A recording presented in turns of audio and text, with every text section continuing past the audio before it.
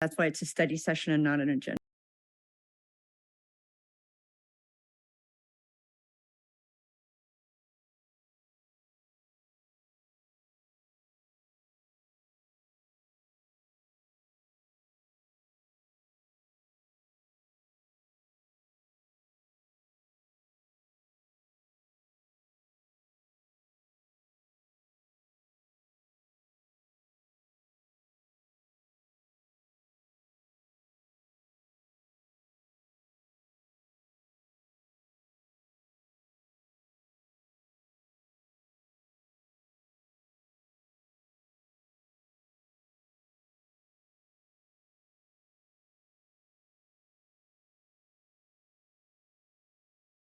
All right. Good evening, everyone. Welcome to the San Rafael City Council special study session. We try to make this a little bit more informal, so it's a conversation. I will request that the city clerk calls the roll. Councilmember Bushy. Present. Councilmember Hill. Present. Vice Mayor Kurtz. Present. Councilmember Yedens Galati. Present. Mayor Kate. Present. All 5 of us are present this evening. If the city clerk could share how folks can participate on this agenda item, which is the green building reach codes. Thank you. This meeting tonight is being recorded and streamed live to YouTube, and members of the public can provide public comment by phone by calling 669-900-9128 using the meeting ID 817-3692-0337# and pressing *9 to raise their hand for comments. You can comment and watch directly through Zoom using the link on the agenda and use the raised hand feature through Zoom. And if you're experiencing any technical difficulties, you can email city.clerk@cityofcenterfell.org. And displayed on the podium and the projector is a 2-minute timer to help you stay within the 2-minute time frame. You're invited, but you're not required to introduce yourself and say what part of Centerfell you live in, or if you're from outside of Centerfell. And we are offering closed captioning for this evening's meeting on Zoom, and you can select the live transcript button on Zoom to enable that feature. Thank you. Thank you so much. And as it is a study session, it really is to get in the conversation. We like to do these when we have a big item that's new for our community and for the council, and the green building reach codes are such an item. And I see that Corey Bidoff is here. I will turn it over to you. Hello, Mayor and Council, and I'll ask to Lindsay, I'm not sure if you could help me make sure to get this up right. This is only my second time and I don't recall how to do it. Thank you.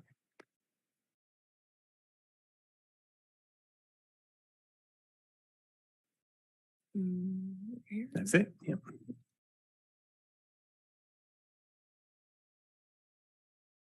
Great. Thank you so much. Okay. Hello, Mayor and Council. Yeah, this is our study session on our green building reach code. We do this every 3 years, and I wanted to just let you know, too, that we have some subject matter experts in the room and in the virtual room, including Shannon Mackel, who helped dive in and do a lot of the research and try to find all the data and information we needed for analysis. Christina O'Rourke, I think, is online. She's our greenhouse gas emissions guru, and she does our greenhouse gas inventories for the city and all the other cities in Marin. And Sebastian Kahn is here from MCE as well, if there are any energy or demand or grid issues that you want to ask. And then Brian Reyes or Dana Armenino, one of the two, should be online as well from the County of Marin. They just adopted their green building model reach codes last month. So I've tried to make this really short, but there's a lot of information too. So I'm going to go over that. Here's the outline, basically the why, and then we'll dig into the analysis on the greenhouse gas reductions, the cost impacts, resiliency. We'll summarize it, talk about next steps, and then open up for questions and discussion. And ideally, we save the questions to the end. On the other hand, if there's something burning, just interrupt and we'll deal with it. So why are we doing this? Every 3 years we do this. Every 3 years we look at green building reach codes. The state publishes their green building codes every year, and we look at reach codes. And what the state does is they provide code options and they present resources and cost effectiveness studies and all that to try to help cities enact REACH codes, and that helps inform the next 3-year code cycle. Because the state has goals of 100% renewable energy by 2045. They want buildings to be zero net energy. So all this kind of folds into that. The county's role is they lead a model REACH code process every year. And the idea there is the county has the staff, they get funding usually from the CPUC to lead this code process, and they help all the cities adopt codes, try to achieve consistency as much as possible, which is what the building community really likes to see. And they convene all the different stakeholders to develop these REACH codes, and they adopted theirs on October 18th, and ours are based on theirs. So again, the why is because these are 2 major areas of emission sources, transportation and the built environment. And the built environment mainly due to natural gas use in buildings. And transportation, the beauty of the REACH codes is that it has not only the REACH codes for the buildings, but it also includes electric vehicle codes as well. So we start to get at those transportation emissions too. And again, the why, of course, is in our climate action plan. You've seen, I think, the draft policy brief snapshot that I've been developing that I have posted online. And then the general plan 2040, it lists as one of the major programs to investigate as well. And our reduction goal is really, again, 40% emissions reduction by 2030. So it's a steep goal, and we need every tool in the toolbox. So what are we talking about? Mainly right now, we're just talking about new construction. We've been meeting with Council Subcommittee with Councilmember Bushy and Jorn Scalati, and to try to understand what are the main things we needed to investigate and analyze before bringing this forward. And at some point, we realized we needed to pivot just to new construction for right now. Existing buildings we'll be dealing with next year, and we'd like to come back in 2023 to really understand how to get at the existing building stock. But mainly when we're talking tonight, we want to be thinking about new construction the whole time, because sometimes it's easy to get mixed up with remodels and all the challenges of remodels. There's one thing, though, that we're proposing for right now, and that is to basically put a cap on the amount of gas that is going to current single family in homes and duplexes. Sometimes what happens is we get a request to increase the amount of natural gas that goes to buildings and to properties for things like hot tubs and outdoor fire pits and things like that. And sometimes it requires an increase in gas line or an increase in the meter and in service to the property. So we are proposing that one thing at this time too, although it could be bumped into next year as well. And then the other piece of it, like I mentioned, is the electric vehicle codes. So what we're really proposing here is standard for single family to be ready. So all you got to do is buy a charger when you're ready. You buy the charger you want, you install it, simple. For multifamily, what we're asking for, this is the East Bay and South Bay clean energy groups, and all the jurisdictions down there are adopting, is really to have EV ready for 100% of one parking space per each unit. And the idea there is the biggest obstacle for multifamily dwellers is not having charging in the building. And if you have it EV ready, you basically have a plug. And again, you can just install chargers as you go, not asking for a huge increase in chargers up front, because really it's up to the property owner as the demand increases. But if you don't have it ready and you've only got conduit in the ground, it makes it very challenging and expensive to install over time. It becomes an obstacle that is often not overcome. And then the tenants don't get that amenity down the line. So that's what we're proposing for multifamily. And then for commercial, we're basically proposing, which is called Tier 1. It's a 10% increase in the EV ready spots for low level 2 chargers and slight variations for the others. But it's really just an increase there is what we're talking about. And what is building electrification? Just wanted to give you some sense of what it is. You know, building electrification can happen with all sorts of appliances. The 2 major ones are water heaters and space heating. That's the vast majority of the energy use, but now electric vehicles as well. And then of course you can pair it with solar and backup batteries. And then there's all kinds of outdoor amenities for electric appliances as well. And going to the gas leaf blower ban and going to electric is one option. And then what is a heat pump? This is really the technology that's kind of changed things. Heat pumps use 1/4 to 1/5 less the energy than old electric appliances and gas appliances in general. And what they do is they transfer heat and they make it very efficient to heat a building as well as to provide air conditioning. So one of the benefits of going to heat pump technology for space heating is that during these extreme heat days, now you provide especially multifamily apartment dwellers with the potential for air conditioning during those extreme heat days.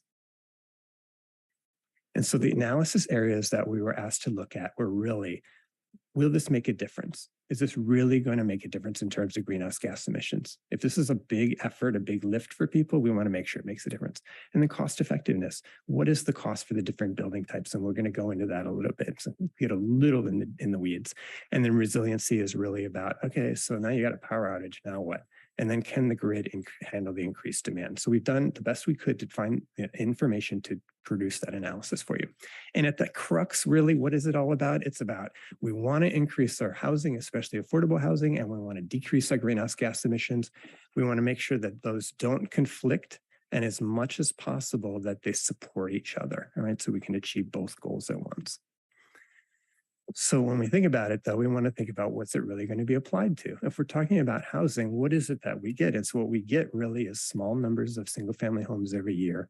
We've got 350 to 400 multifamily units in the works right now. And then we get about 20 or so, anywhere from 15 to 25 to 30 ADUs a year as well. So that's kind of what we're talking about, right? We start to think about what's this going to apply to.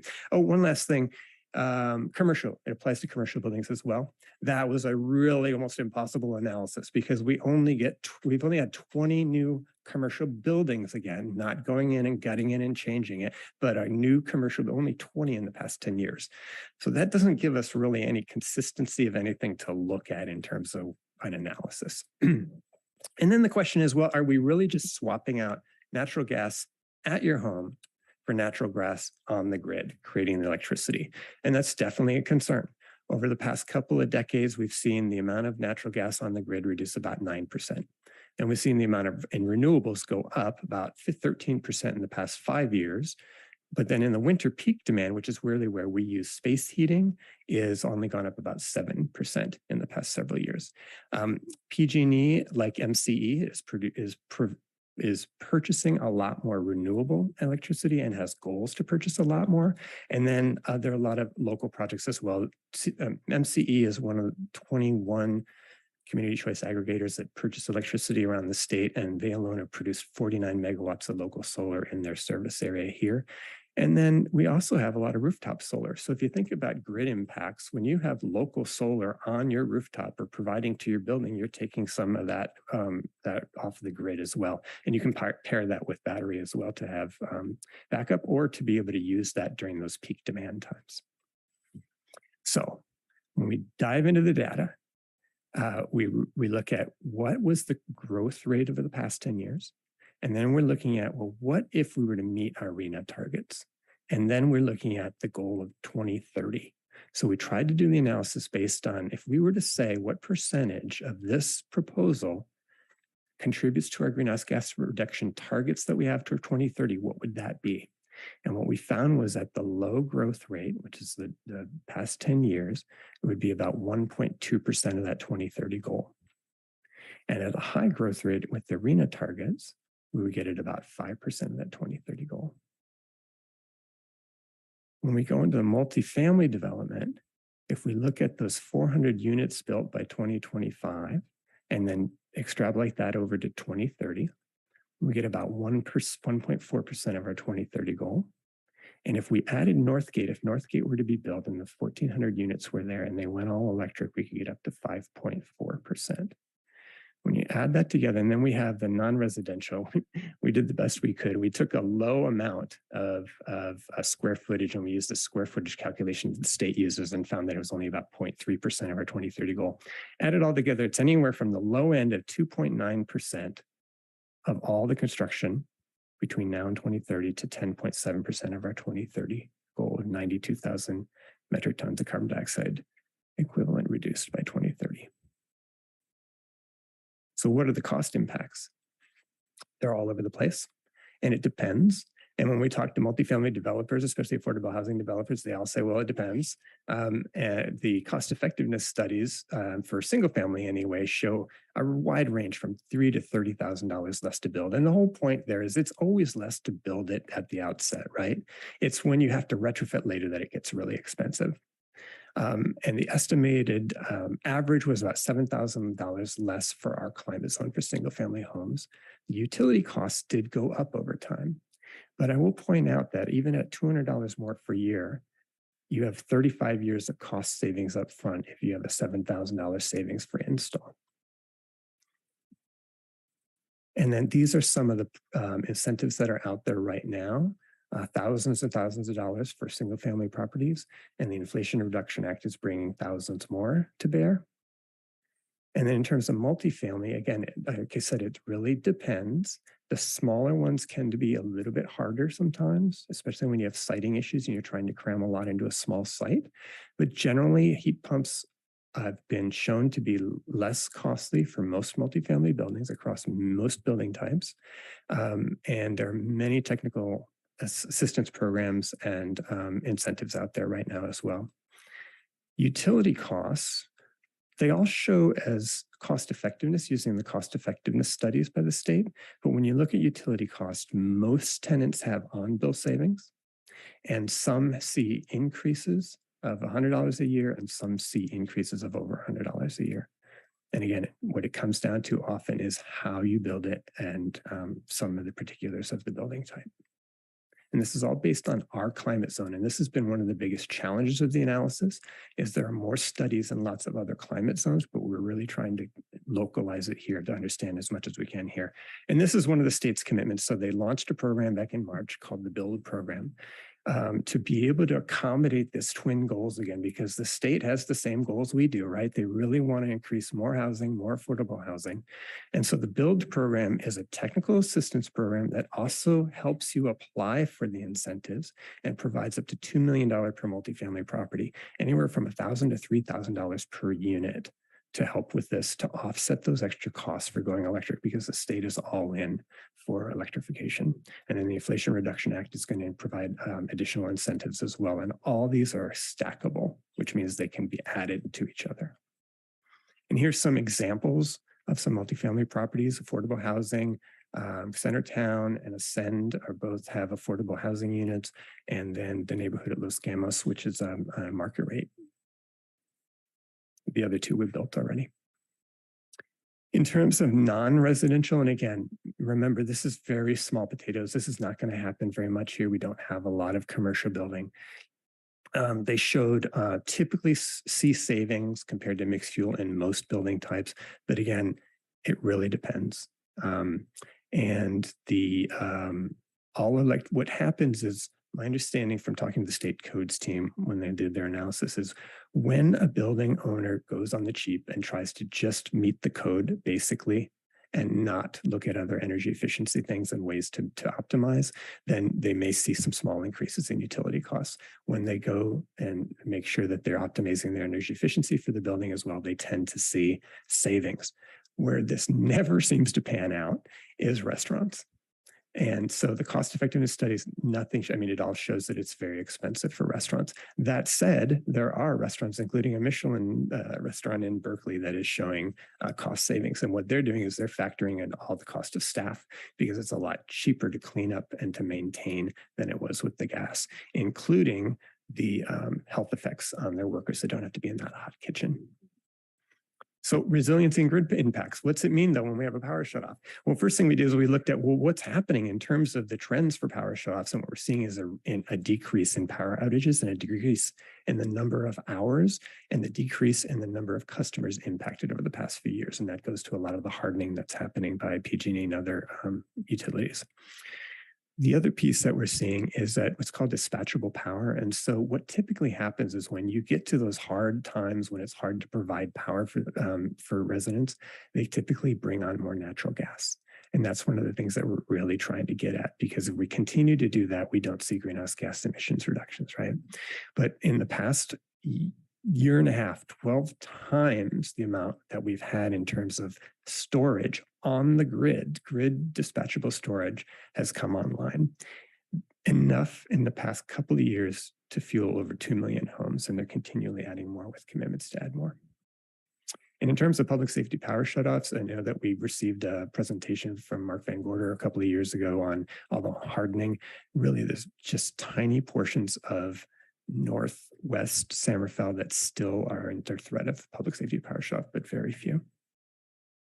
And then there are billions being poured into the grid, into resiliency, and to help deal with the load growth as well. There are different studies that are happening right now that have come out to say, well, you know what, if all the electric vehicles come online as fast as we want them to and all the electrification happens, it could be really hard for demand on the grid. But then when you talk to the utilities, they basically say, you know, we feel confident that we can handle it just because of the rate of growth, the rate of actual growth, and the rate of investment in dispatchable renewables on the grid right now. So in summary, question one, our analysis shows that we have anywhere from around 3 to 10% of emissions reduction savings if we were to implement this program. It also shows a range of cost savings. Again, it depends. But the majority of the studies that we found showed cost savings, including a lot of them for cost savings on bill, but then some instances where the costs were increased on bill. And then finally, in terms of power outages, there's absolutely some risk. But the other piece to know is that a lot of gas appliances, especially in the past decade or so, rely on electricity, especially when you think about blowers. So you have a heater, but if you don't have that electric blower blowing it into your house, that heat is not as readily available for most folks. And then other things like the exhaust fans. So one of the requirements for health and safety is that you have an exhaust fan when you have a gas stove. And if you don't have electricity, you can still heat things, but you won't have that exhaust fan. So could we find a way to meet our twin goals of housing production and greenhouse gas reduction? Totally unknown. You can't predict the future, but our belief is that we've done that. And our belief is that the state is pouring billions in to make sure that this happens. And over 50 jurisdictions are going all electric right now. One of the things that we dealt with was if it's really too hard, especially for an affordable housing development, to be able to do this, they can petition us for an exemption or an exception, and they'll be able to do that. What we would like to do, though, is make sure that that burden is on the applicant and make sure that they've applied for all the technical assistance and incentives first, right? To make sure that that's absolutely true. All indications are that with all the incentives, it wouldn't be the case, but nevertheless, we want to be able to protect that affordable housing. So we've built that in as well. The other piece that builders have asked us for is a learning hub. And already South and East Bay Clean Energy have put together a learning hub for there. And it's a great model for us to be able to do here, basically to make sure people are tripping over all those incentives and technical assistance before they even get to the building counter. So the key policy components are really all new buildings be required to be electric, except for some exemptions. It would include detached ADUs, but not attached ADUs. So if it's just a room in your house, that's a different animal. And it can prohibits conversion to mixed fuel later. So you can't put it in 1 year and then come back and swap out for gas later. Not that most people would do that. You save a lot of money by not having the gas line installed. So it doesn't make any sense. Nevertheless, we'll put that in there and then it'd go into effect January 1st. Permits that are already applied for it wouldn't apply to, apply to attached ADUs. Again, we're proposing to exempt food service establishments entirely for right now. We can always scale that back at a later date, but right now the cost effective just doesn't show that it matches. There are other things like approved industrial and commercial laundry facilities that always are just challenging, and that's statewide. People are seeing that. And then that hardship or infeasibility. For instance, if a multifamily development came in and said, that transformer, we got to put in extra transformer, we have no place to put it, you know, that's an obvious infeasibility that would be able to be exempted. So, this looks like an earlier version. Let's see, is Don here? Don't see Don. So one of the other things that we talked about, our building official, Don Jepson, has seen for single family homes in the past few years, a lot of expansion in gas lines, basically increasing the size of the gas line, increasing the meter size for things like hot tubs and outdoor fire pits and the like. And one of his points throughout this process was we can reduce future emissions here, but if we're continuing to allow this expansion in emissions, you know, shouldn't we be getting at that too? So one option would be to address that during the remodel piece for existing buildings later, but the request was made to actually consider this now, which would be a simple add-on. And one of the things that Don is really good at, and which our building counter is known for, is simplicity and ease for builders and for contractors. And we want to maintain that. So he's been able to put that into the mechanical and building code, same or mechanical and plumbing code, similar with the all electric requirement to be a simple one-liner to add to that. So that's a proposal. And we have a couple of other jurisdictions that have done that as well recently in the Bay Area. And then the 2023 work plan that we would propose would be to basically build out that resource hub, actively promote all the incentives. When we met with some of the multifamily affordable housing developers, they didn't even know about the build program. So it's really making sure that people know about the resources out there and then really dig into that existing buildings piece. The state is promoting a flex tool, which is a menu of options that are energy efficiency options. But you can usually get the points in this flex tool just by switching to an electric appliance. One of the concerns is how does that really work with what we see in terms of our regular remodels and making sure that it matches and it's helpful. Because again, to that first point of we're really making a difference in terms of greenhouse gas reductions. If most of the things on that list are things people are going to do already, then does it make sense? So the state is committed to analyzing 3 common remodels for us in the beginning of the new year. And again, the last piece is that, and through all, we did a ton of engagements this year. And through those engagements, what we learned was that the builders really appreciate our building counter and the ability of our building officials to work with them. We already have solar and EV permit streamlining. And the idea here is to make sure that these permits are streamlined too. And Don's really worked hard to make sure that that happens. So the timing would be is if you are willing to bring this forward on November 21st, it would go into effect January 2023. And then the first half of the next year, we would develop this sort of local assistance and incentives resource hub. Below, you'll see the one for South Bay and East Bay Clean Energy, which is just launched. And we've been working with MC and others to think about doing that here for the County of Marin. And then also to complete the analysis and recommendations for existing buildings. So at that point, I did offer some questions to lead us off, but open for any questions that you might have. Thank you. Thank you, Corey. And as it is a study session, I'll try to elicit input as well as additional questions. I did have one I just wanted to start off with, because you did the analysis and I just was so stuck on it. And you were talking about the reduction in terms of our 2030 goals. But isn't the reality is that if you build a building, it's going to last for 100 and 200 years. So how come that number is not captured? I mean, all the reading I've done, it's really about that, but it's about all the future, right? The future emissions that won't occur. Yeah, you're absolutely right. There's a lot of ways to slice and dice data. And we also did a 30-year analysis, and we do have figures for the 30-year analysis as well. When you get out that far, it's hard to know really, again, how many buildings and all that kind of stuff, Right. But absolutely, you're right. And the point is that every building that is built with gas, at some point when the state says no more gas appliances, they've got to remodel and it's going to be more expensive. Right. And it's all the emissions that aren't released Right. into the air. And I understand that you're trying to capture it around the data, but there is just that common sense part of it. Yeah. So it's casual. So I'll start with Micah. Do you have questions or comments or input? Well, I wanted to thank you. Wait, can you turn on your microphone? Yeah, there you Yes, go. that probably will work. No, better. it'd just Thank be you. easier to hear you. Yes, so casual that I forgot.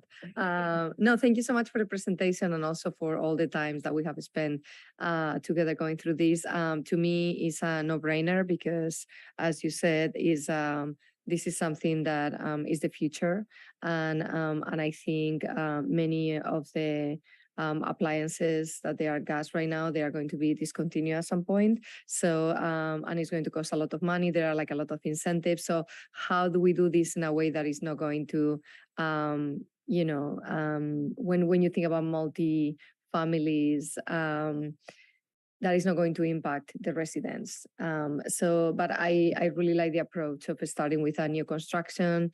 In the commercial, I feel that there's still going to be, because as a former owner of a restaurant, we know flame. We actually didn't have flame in our restaurant, but I know that that's something important for some chefs. So I can see that having like some exceptions. And also, I think the other business that you had in there, it was the dry cleaning services. So I think it's pretty doable. And I like the flexibility of having Also some other businesses that if it's going to be really hard on them, they can ask for, some exceptions as long as they prove that they have been going through the homework.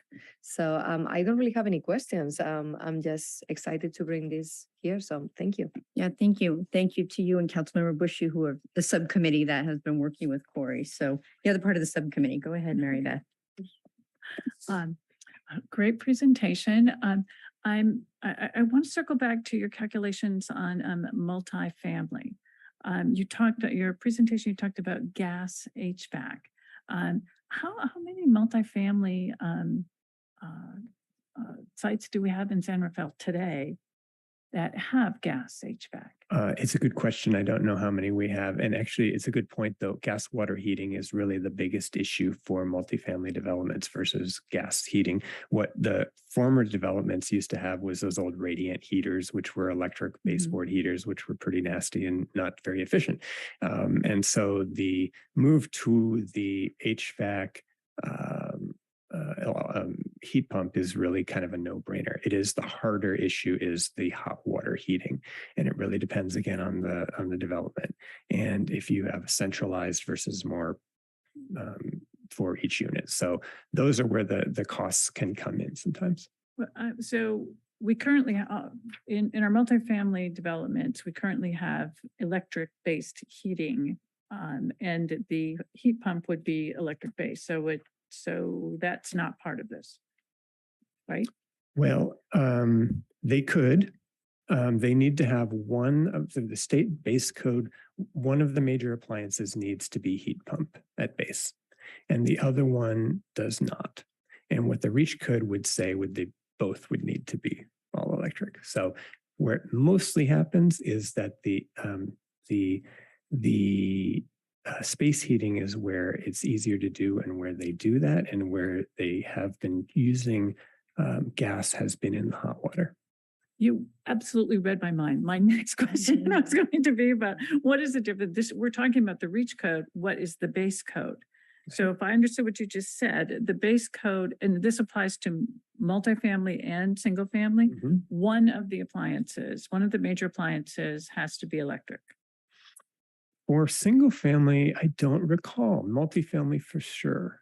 I've been digging into the multifamily, so I didn't go back to confirm the single family. And that starts on January 1st? That would start on January 1st, yeah. Okay, so the options before us are if we just maintain the base code, one appliance. Right. And is there a plan for a second tier as part of the energy transition, or?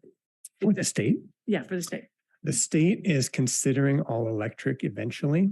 And so the idea with the reach codes is, my understanding from talking to the state codes team, is this is a way for them to start to build that so that hopefully in 3 years, no guarantees, but in 3 years, they would come back with all electric requirement for everybody. Okay, so the idea, the baseline is one major appliance, and the expectation is that in 3 years, it will be all electric. Yeah, that's what they are driving toward. Okay, I don't know how much to expect it, but hopefully. Oh, okay. Well, all right. So that's the base. So what you are recommending that San Rafael does is, in addition to the base code, to adopt the reach code effective January 1st, to require all electric. Exactly. And the greenhouse gas emissions reductions were based on that change from the state code. So what I was showing in terms of the greenhouse gas reductions was compared to the 2023 January 1st starting state code and so the greenhouse gas reductions were if we were to add that one component to make sure that everything was electric. And this is based on the way that the state does the analysis too. Okay, the incremental. Yeah. The incremental gas savings. Exactly. On that. Yeah. And that calculation assumed what for multifamily housing? It assumed, let's see, Shannon, can you assist with that one? What did it? I believe it assumed the space heating, but coming up. I'm sorry, could you come up just so everyone can hear you? If you just come to the microphone. Yeah, either one, but that was right. Your choice. So I think that Yeah, just put it closer to you. Yeah, you can pull it down. There you go. I think that the calculations that we used were assuming that the water heating would be the one that is changed to a heat pump.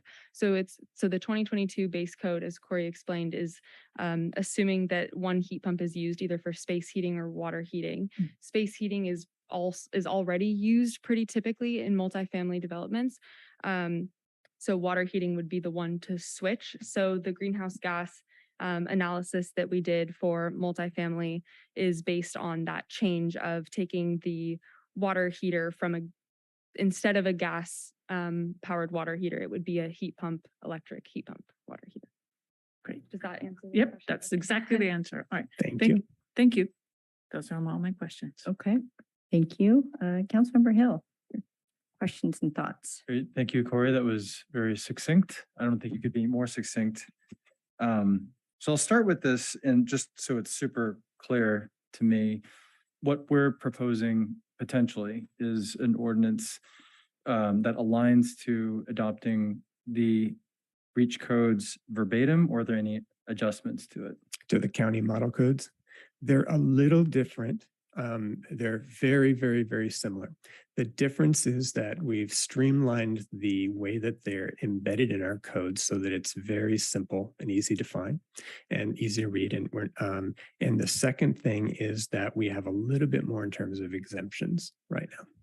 Got it. So basically what I heard is, I'll say it maybe differently, is that the amendment, there are basically two main changes. One is to make sure that they are simple to read and legible, and that we included exemptions. Exactly. I'm trying to remember if there's anything in the EVs.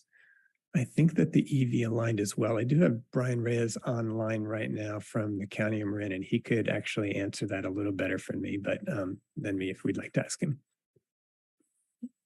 Sure, if we can. Yeah, That'd be great. There he is. Hello. Hi, go ahead. Did you hear the question? Sorry, can you repeat the question again? Sure, Brian. Just a quick, is my understanding from the small differences from the model REACH codes to San Rafael's is that we've embedded the language a little bit more simply in the plumbing and mechanical code, and that there may be some minor differences in terms of us having some more exceptions or exemptions. Was there anything else? Is there anything in the electric vehicle codes or anything else that was different? No, I think our electric vehicle code's pretty much aligned after a lot of discussion. What we are adopting, CalGreen is not only EV or electrification or energy related REACH codes, but it also is the non-energy related stuff. The county is adopting tier 1 sort of REACH codes, so around water conservation and water energy efficiency, all those different sustainability related measures. So from what I understand, that's our differences. We're doing tier 1, but I believe this time around, Corey, you all are not doing tier 1 as far as the non-energy related measures. So that also is why our code, particularly with the county and the model that we put out, is a little more complicated, because we've added those other REACH codes. Thank you, Brian. Thank you, Brian. Hi, Don. Good evening, Council. Okay, additional questions? Yeah, and a couple go ahead. more. Yeah. When you had mentioned, just as a clarifying question, the 3 to 10% reduction, is that against our total inventory of GHG or just the slice that's related to building? Those were for our total GHG reductions that we're seeking by 2030. Okay, so the building code would comprise that percentage of the amount that we're trying to reduce through all of our programs. got it. And because I remember the opportunity, and my memory is not well, what was the total total contribution that buildings produced today? I thought it was an order of magnitude like 20. Oh, 25% in our pie chart for our in-boundary greenhouse gas inventory. Yeah. So we're thinking up to 10. Actually, buildings total were 33%. 25 was natural gas and 8% electricity. Okay, got it. So we're thinking at best 10% of the 33. Right, As an option, okay. exactly, with just this proposal. And then if we were to get into the remodels next year and we do all the building incentive and technical assistance and all that stuff, then we have the potential to get up to a lot more based on our last climate action plan. Got it. And the main reason for the delay on remodel is that we believe that it's going to require a fair amount of robust program that you're referring to for us to get it all online. Yeah, we weren't able to produce the analysis that we really wanted to for the types of remodels that we see. We kept trying to ground it. The council subcommittee asked us to continue to ground this in what we're really seeing here versus relying on state models, which may not take into account what San Rafael is really about. So, and maybe just for folks to understand, what would be the potential impacts if we moved forward without that analysis? Well, that's a good question. The potential impacts. I mean, we have a lot more existing buildings. We would have to really understand at what rate are appliance swap outs happening now and at what rate we think the appliance swap outs would happen should we were to enact some ordinance. And then we want to get the idea of the cost data on that as well as what the incentives are. So there's a lot more incentives coming out for existing buildings as well for the swap outs. But I also think that one of the challenges we saw was, you know, sometimes the electric load to the property is not adequate. And if you have to, if your lines are undergrounded, that becomes a trenching issue and, you know, potentially transformer issues in neighborhoods. There was just a lot more to think about with that. And we wanted to make sure we had something, again, to these goals of make sure it does something and make sure that we have the right ways for off ramps for the things that just can't be done or are way too expensive. So does that answer your question at all? It does. Thank you. Okay. It's an unknown quantity. So I'm Yeah. hearing that we need to do the analysis. A couple points of clarification. When you said EV ready, I'm just trying to Yeah. envision what that Thank looks you. like. Does that mean you have an outlet with a twist lock? That means ready? Just basically an outlet. Okay. And so EV capable, which is something that was in the codes for a long time. When we started talking across the state, people were saying EV capable means nothing. EV capable means that there's lines in the ground and they made sure that it was enough lines, but nobody remembers where they are or how to get them out. And it's really expensive. And if you have a plug there, then most of the obstacles are gone. Get that charger and install it, right? And install the charger of the time, the technology of the time. Not the one that's 10 years old. So Thank you.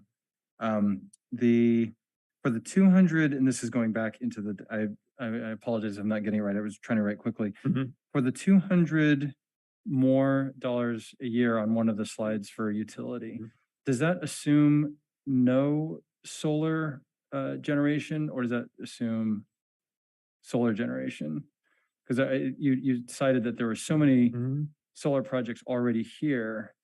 I'm just wondering if as incentives come around, if that changes the equation. that is a really good question. I cannot remember. Do you remember, Shannon, for the single family?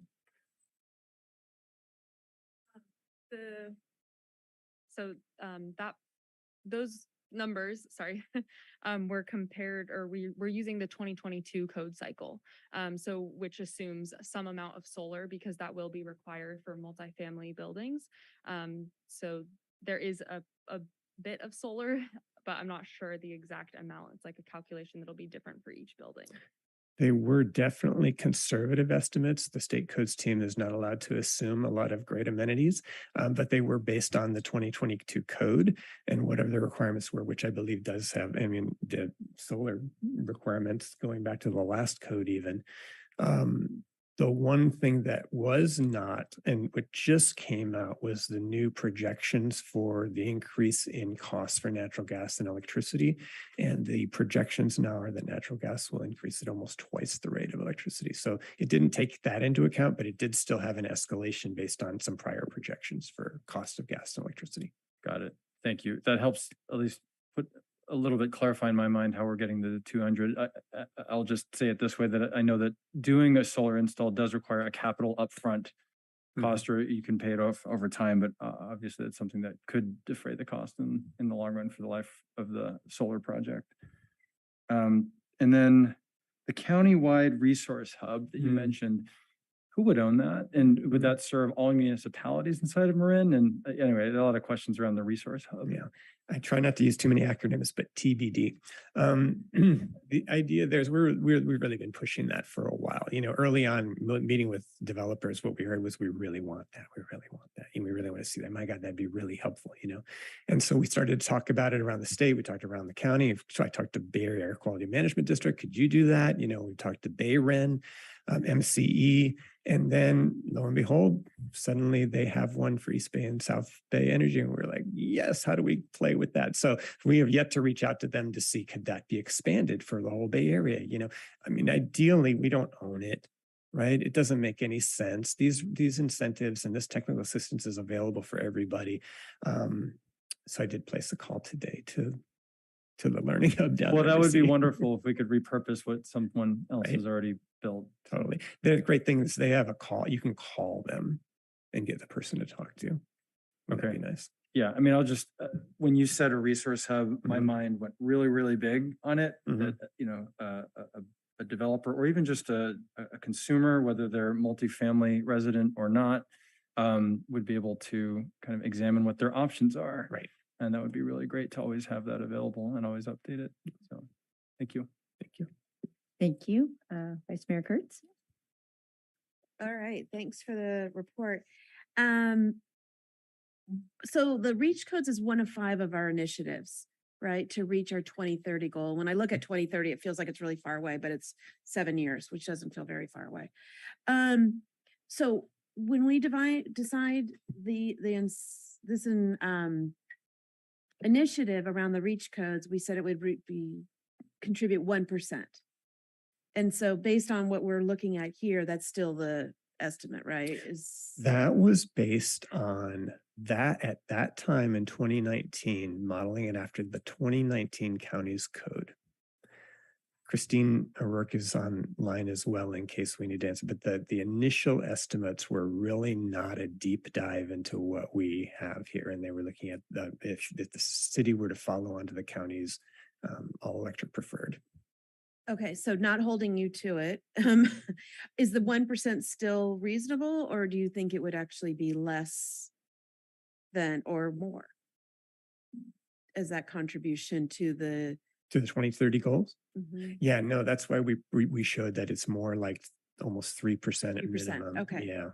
Okay, and then the other initiatives of the 4, we have a lot in the energy efficiency programs. So that's still in the. Yeah, so that's that resource hub again, right? It's like people knowing about it. Here's an example.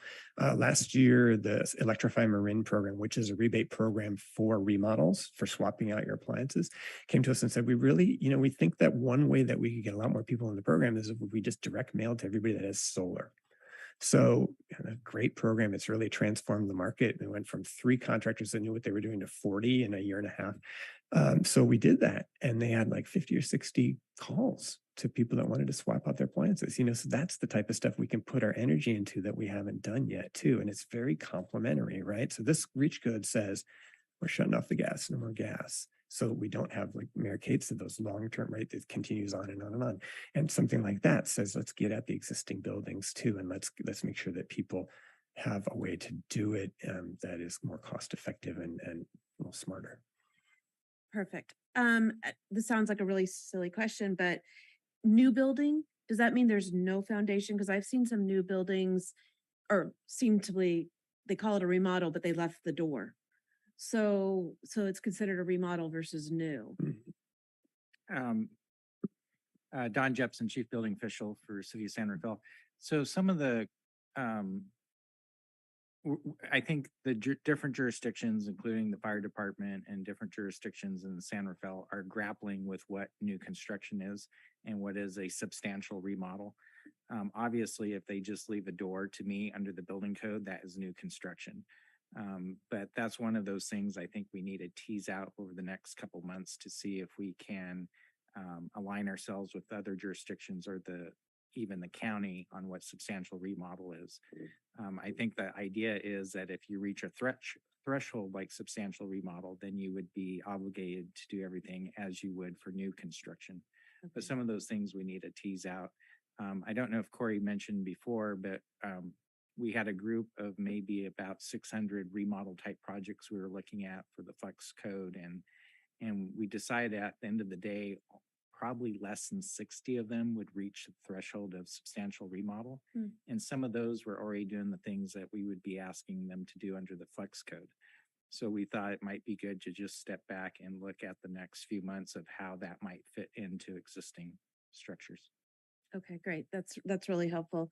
And then is there a way to track the use of the incentives for San Rafael or for the county? Like, how are we taking advantage of those? Well, that's a really good question. That is a really good question. We could definitely ask the state about that. And when it comes to the Inflation Reduction Act, that might be a little more challenging, the federal incentives, but we could see about that. That's an interesting idea. Yeah. Just out of curiosity, it'd be good that we're taking advantage of that. I think that is it. Thank you. I know there are folks in the chamber that want to address the council on this and share their 2 cents. So anyone here would like to come on down and give your thoughts on this discussion that we're having around the proposed green building reach codes? I see Mr. Carney. I know that you're going to come down and speak. We did receive your letter. Yeah.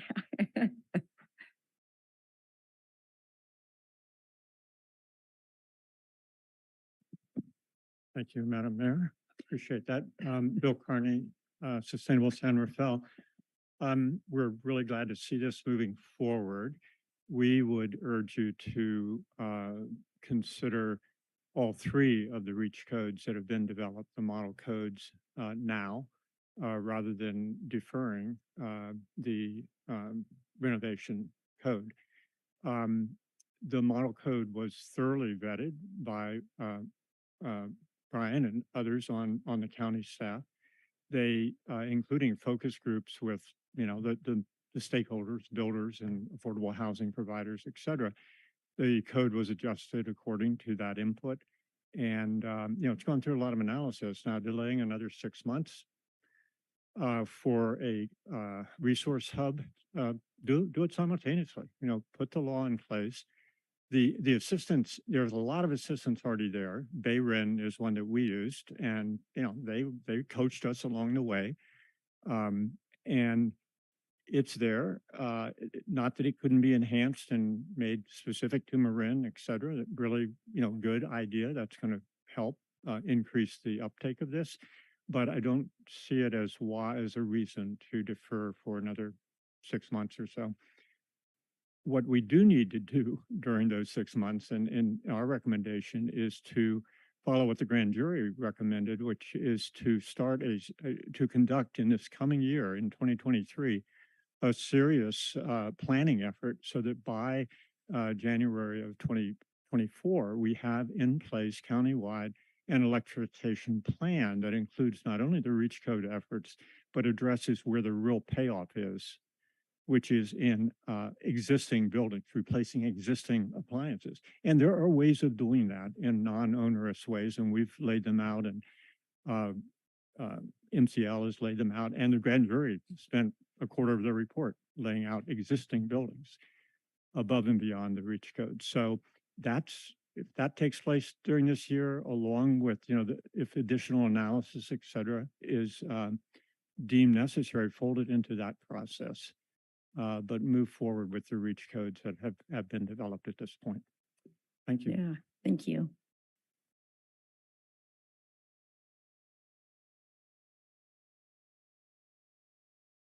Good evening, Council. My name is Chris Yolanis. I'm the owner of VenturePad. We've been very active in the development of the city's climate action plan. A few months ago, I assembled a number of solar installers and sort of green economy vendors. This was part of the study that the county did on our new economic development plan, the first in our county's history.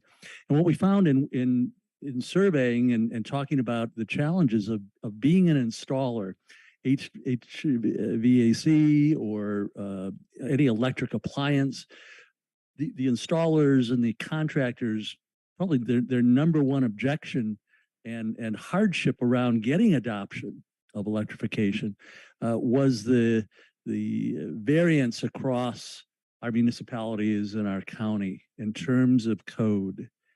So they told us we would love to be able to train young, bright, ambitious people in these trades and put them to work.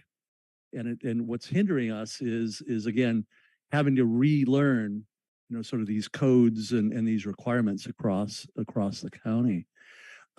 So I think by adopting this particular REACH code, making it consistent with the county and hopefully others, it'll make it easier on our vendors to be able to really train people and to get this done.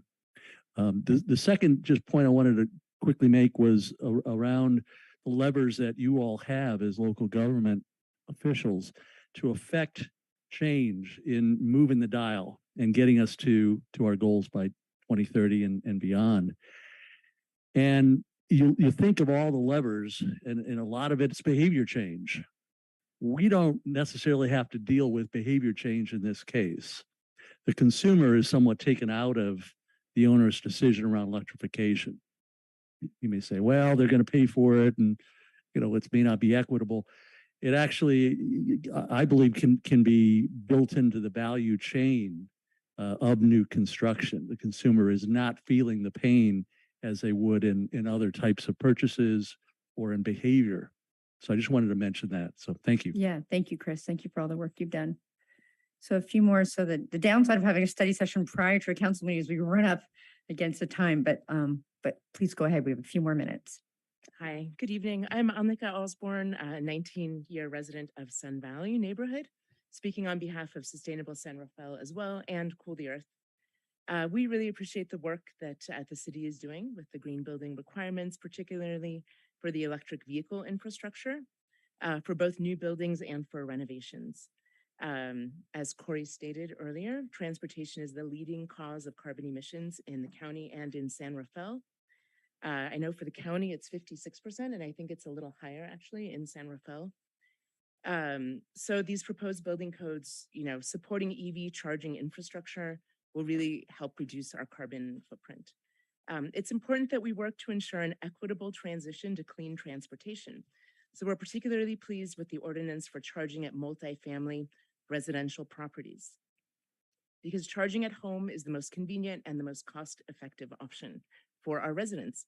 And it would also reduce local air pollution, which is impacting the health of our residents, our most fragile residents, negatively. So we urge the city of San Rafael to enact these codes as soon as possible. Before the pandemic, we said we had 10 years to dramatically reduce our carbon emissions. So I guess that takes us down to about 7 years now to do this really great, impactful work. So thank you. Thank you, Annika. Is there anyone else? Mr. Hart? Chris Hart, local real estate developer. Corey actually used one of my projects, the neighborhood at Los Gamos, in his presentation. I take most of my lead actually from Bill Carney relative to all this stuff. And neighborhood at Los Gamos is I'm going to say is probably the greenest development that's ever come. So I'm not fighting against this and saying that these are bad things. But Councilmember Hill brought up the conversation about waiting a little bit for some of these things. I think Corey is correct, and there needs to be some balance in the wait. I think Corey's done a very good job of actually taking the county stuff, which I was a member of that working group. But there was an objective there. And so some of those things were taken into consideration. Some of them were not. Some of them were backed down a little bit. So what I would urge you to do is actually follow Corey's lead directly. I think you'll find that you'll meet the challenges that you've set out, that we will be able to get these things done. But just going forward with whether it's the grand jury or what the county reach code said, I think you're going to find some challenges in meeting some of those arena numbers, actually, especially on the existing building. So whether or not it's trenching and those kinds of things, the infrastructure within the existing building may just render those projects obsolescent. We can't just do them. And this is coming from a new building like in Los Gamos, which is extremely complicated. The resource hub, I would say that every single one of the MEP consultants on that project needs some help. I feel for Don when he gets these plans. They're going to be challenging. So with all that, I would actually just urge you to follow exactly what Corey says. I think we're going to meet the goals and we're going to make huge progress here. All right, that's all. Thank you. Thank you for your comments. I just want to weigh in on the study session we're having around this. I will ask the city attorney who just came in. So we're having a study session, which normally is upstairs, but we did it down here just because the technology piece wasn't quite figured out. And I know there's some folks who are listening in who are not in the chambers. We're at time. We have a 7 o'clock start for our council session. So my question is this, if folks, because this is a study session and we're really just getting input and having a conversation, is it sufficient for people to email the city clerk and provide that information, or to Corey or to the council? This is not an official agenda item until November 21st. That would certainly be acceptable. Mayor Okay. Kay. Okay. So to that, I apologize for folks that would downside of being a hybrid, downside of having a hard stop.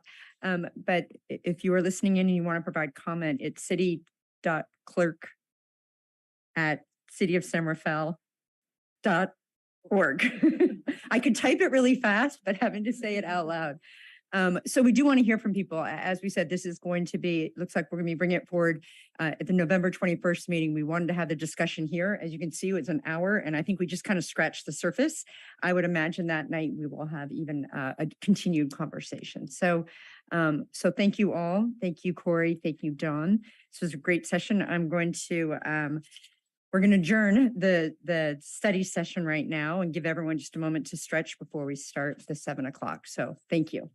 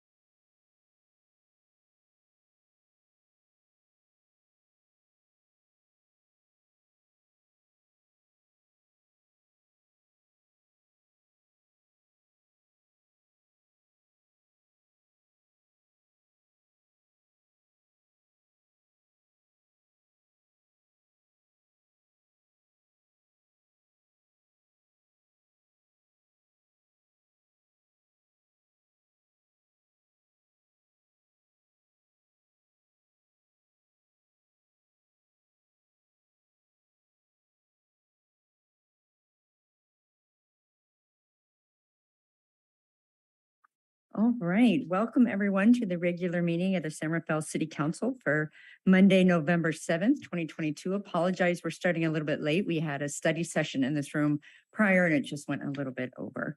I request the city clerk to call the roll. Councilmember Bushy, Present? Councilmember Hill, Present. Vice Mayor Kurtz, Present. Councilmember Yeren Skalati, Present. Mayor Kate. Present, all 5 of us are here. So welcome. It's so nice as we have more and more meetings in person, our chambers get more and more full. So it's nice to see people here as well as those listening in. We are in a hybrid format. So people can give public comment both in person using the speaker cards, or they can raise their hands, which we'll get to later. The city clerk will describe how to do that. I want to thank the staff. And in fact, I'm really going to thank the staff and highlight the incredible work that they do. Here's a question for you. What do Cary, North Carolina and Kansas City, Missouri have in common with San Rafael?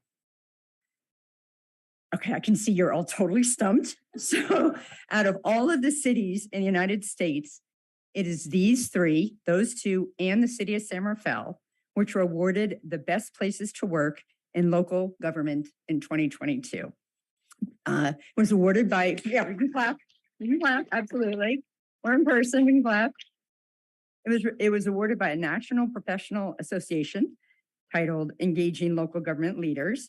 And in awarding the distinction, the judges said, this is, and I quote them directly off their website, in a time where some local governments face strife with elected officials, San Rafael stands out as a community whose staff is empowered by the trust its council and elected leaders place in them. They're challenged to be their best professional selves, both behind the scenes and in front of the cameras at council meetings. They don't compete for appreciation. There's acknowledgement across City Hall that each team member is vital in creating a wonderful community. To that end, they trust one another enough to break down silos and focus on cross-departmental work that is key to advance community programs and projects. High praise indeed, and incredibly true. So congratulations to the city manager, to our department heads, and all the employees in San Rafael for your tireless work. I love that behind the scenes, there's so much work that goes on, as well as out in our community. This recognition is so well deserved. And now we're going to be flooded with people that want to work at the city of San Rafael. And we say, come on in, we are ready to have you here. So we have a full agenda. And before we get to it, I would like to include a land acknowledgement in my remarks.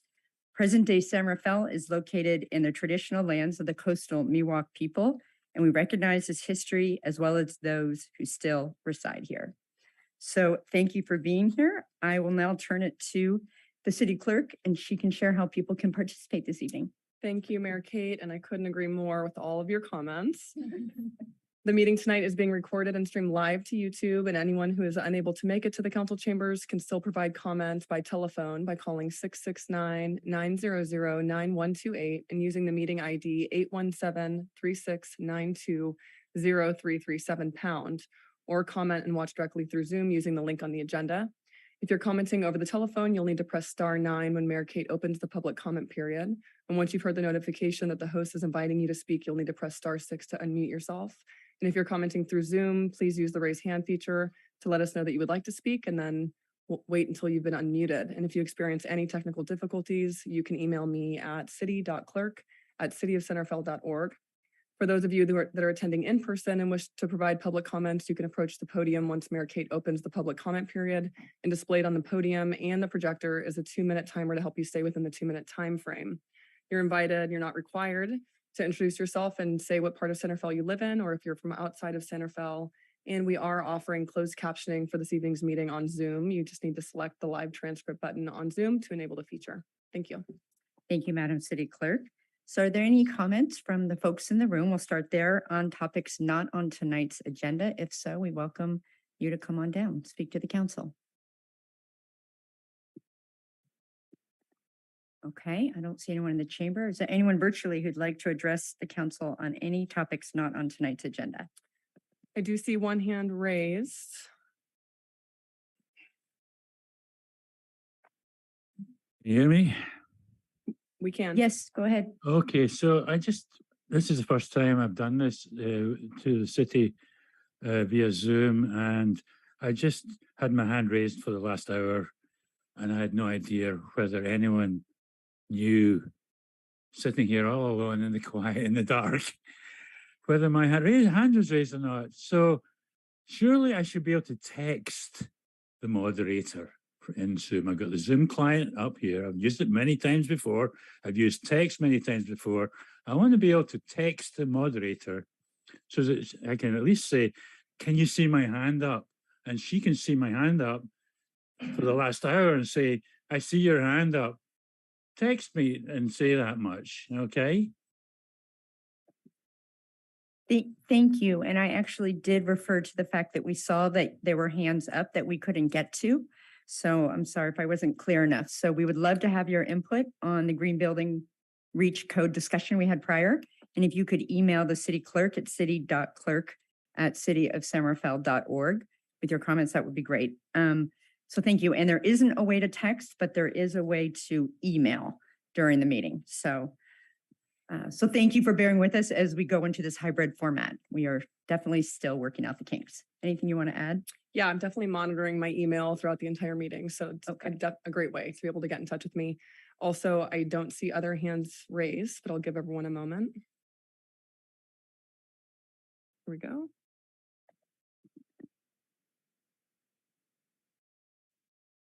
Hi, City Council. This is Dave Rhodes, and I just want to say thank you for offering all of or as many meetings as you can in hybrid. It is really helpful for those of us that have young families where you have to stay home to put kids to bed and stuff like that. So thanks a lot for continuing to offer this. It's a huge, huge benefit to be able to participate in our local government. Thank you, David.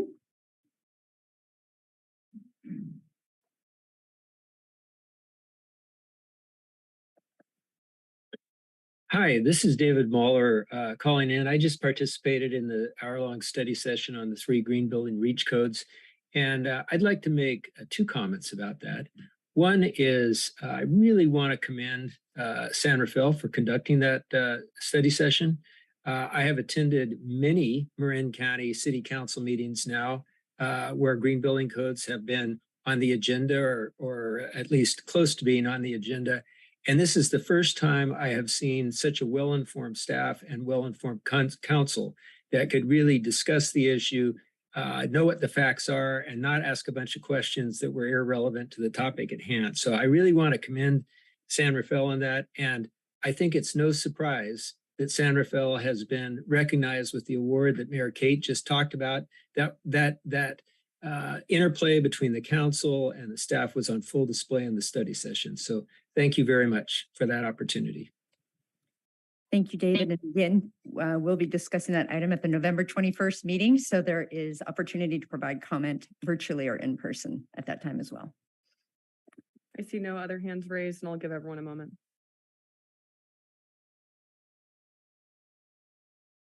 I see no further public comment. Thank you. I will close the public comment and we'll turn to the city manager for the city manager report. Thank you, Mayor Kate and City Council, and thank you, Mayor Kate, for your opening comments today. Really appreciated by all city staff. I have 2 announcements and a quick observation. The first announcement is that the City Council held boards and commissions interviews on Wednesday, November 2nd. And there were difficult decisions to be made because there were so many great candidates that evening. And the council ultimately selected new commissioners for 2 different groups. The first one is the Bicycle and Pedestrian Advisory Committee to fill 2 4-year terms, and Mark Kyle and Sylvan Frere were selected there. And then a new committee that was established in September of this year, combining some other committees in the past, is a voter-approved tax oversight committee. There were 3 4-year terms, and selected there was Charles Freed, Stephen Roth, and Tracy Broadman, and 2 2-year terms, and that was Caleb McWaters and Sierra Bloyd. So just wanted to, I know the council wanted to welcome those 7 new volunteers to our boards and commissions. And I was thinking that not only were they selected, but they also had excellent timing because we do an annual boards and commissions appreciation in December every year. So starting in November is perfect timing. I wanted to bring up one item that I was asked by the County of Marin to bring up tonight regarding a mental health and fentanyl crisis overdose prevention summit, which is taking place on November 15th. The county has seen an increase in substance use and overdose since the start of the pandemic. That's why they were reaching out to cities and asking us to help them spread the word. The recent data from Marin County Public Health shows that the county's on track for another record year of overdose-related deaths, and the trend is tied to the increased availability in the use of the powerful synthetic opioid fentanyl. Public Health and RX Safe Marin Coalition are hosting a gathering of agencies, community members, parents, school leadership to end preventable overdoses in Marin. So there's a summit that's scheduled for 4 p.m. on Tuesday, November 15th, a week from tomorrow, at Embassy Suites in San Rafael, which is on McInnes Parkway. And they are asking for advanced registrations, online registrations. I tried to, it's an Eventbrite registration, which had a really long URL, but I found at marincounty.org, so the main Marin County webpage, marincounty.org, the very first news item is this particular event and the registration for this event. So if anyone wants to register for this important event, you can go to marincounty.org and you'll see it at the top of the page under the news item. And then lastly, I just wanted to say how wonderful the Dia de los Muertos event was on Saturday night. I'm not going to talk about it in much detail because I know other council members were there as well and they might be talking about it. But the one observation I wanted to pass along is that I was in the main room watching the dancing and I was thinking about the fact that in not very long from now, the city has just gotten a California State Library grant for $1 million to enhance and expand the Pickleweed Library. And there was $4.24 million grant recommendation from the state to the National Park Service for the Pickleweed synthetic turf, and which is a whole host of other kind of associated projects, basketball court, fitness area, playground for youth under 5, and other park amenities. And just thinking about how that space is going to be transformed over time was really fun. It was a great event, and also it's kind of fun to think about the great things that are happening out at that location as well. So I just wanted to share that, and I'll turn it back to you, Mayor Kate. Thank you. Yep, thank you, Jim. Okay, my council colleagues are always very, very busy. Let's report out. So Vice Mayor, go ahead. Thank you. It has been busy. I'm going to just highlight a few really key items. So the Arbor Park art installation, there's been a lot of press around that. I attended that with Mayor Kate. Great event. And thank you to everyone who was involved. It was definitely a all hands on deck project. So appreciate that. I was able to do 2 community conversations. I had my community conversation, and then I was able to do Councilmember Hill's community conversation. So be able to do both of those. So it was nice to hear the different conversations and comments from different people. I'm attending with Councilmember Lawrence Gravati, the Leadership for Equity and Opportunity. It's called LEO. It's a different type of program to be able to address projects. So that's been really helpful. And on Halloween and the day after Halloween, I got to speak to 4th graders at Glenwood Elementary in their costumes. But it was good. They had great questions. So that was good to be able to participate. And then had a coffee chat through the San Rafael Chamber of Commerce, had many business owners come, and we met at Make It Home business, which is at Northgate. It was a great way to be able to hear from the businesses, what's happening in the community, and ask some questions. And then was able to participate in the Dia de los Muertos event on Saturday and spent a lot of time with Trustee Marina Palma from the San Rafael City Schools. Thank you. Councilmember Hill.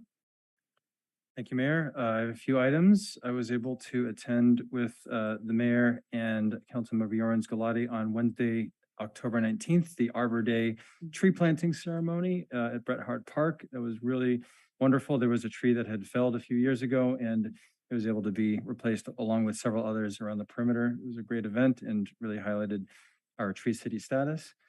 The next did attend the Friday, October 20th City County Schools Liaison Meeting.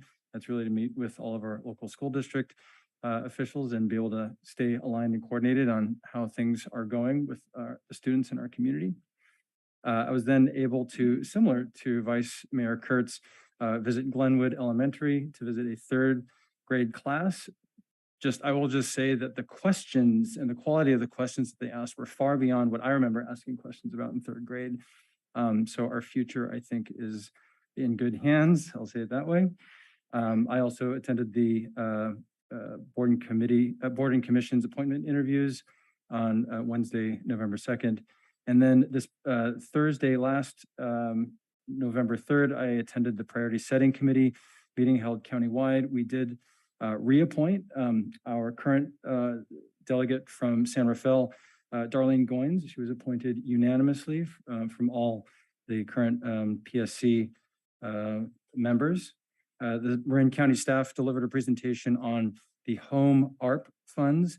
The county did receive, after administrative fees, 2.5 million for qualifying projects in Marin.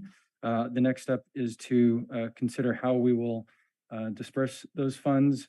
I think the general sentiment was to make sure that we could provide projects across the county, not just one massive project. I think that makes sense.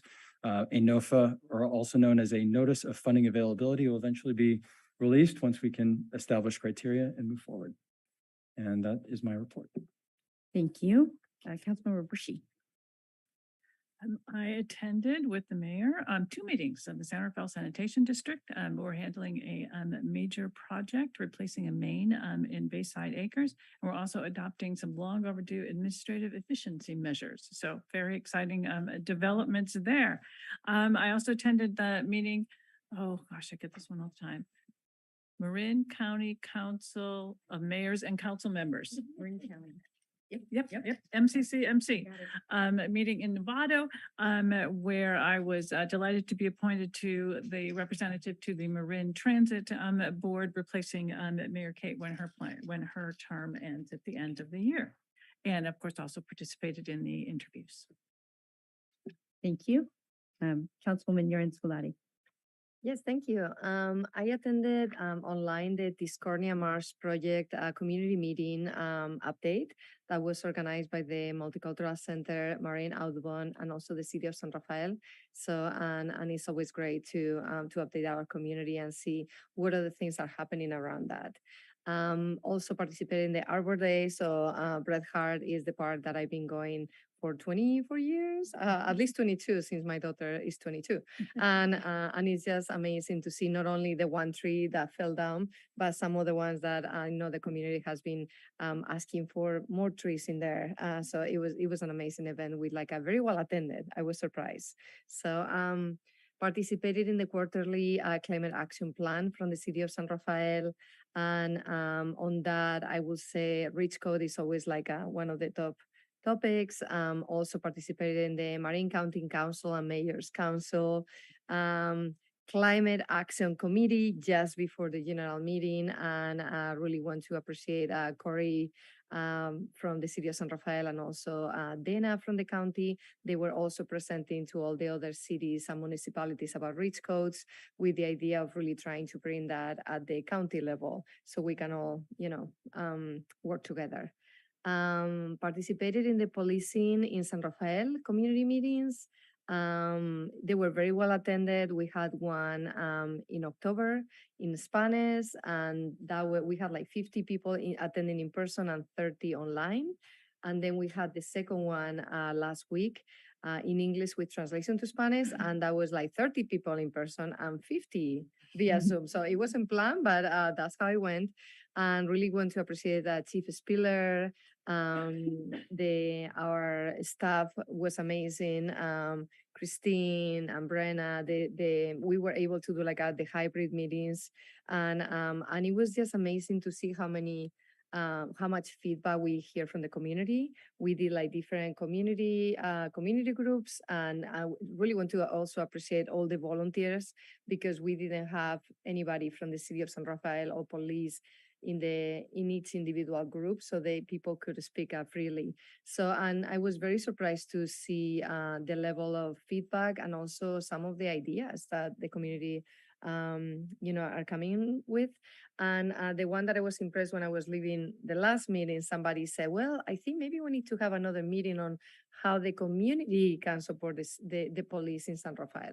And I thought that was a great idea. So I am very pleased, and we will continue having more conversations with different groups in the community as well. And I'm talking too much, so I'll just say I'll finish with the Dia de los Muertos. What an amazing event. I'm surprised to see that we still have this event that we organize free of charge for people, where we could be making a lot of money. So really appreciate the fact that it's not, so everybody can participate.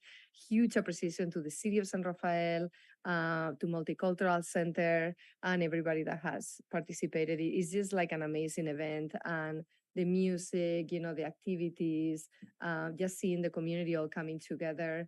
It was really beautiful. So I'll finish by saying my community conversations in my District 1 is going to be on November 14th.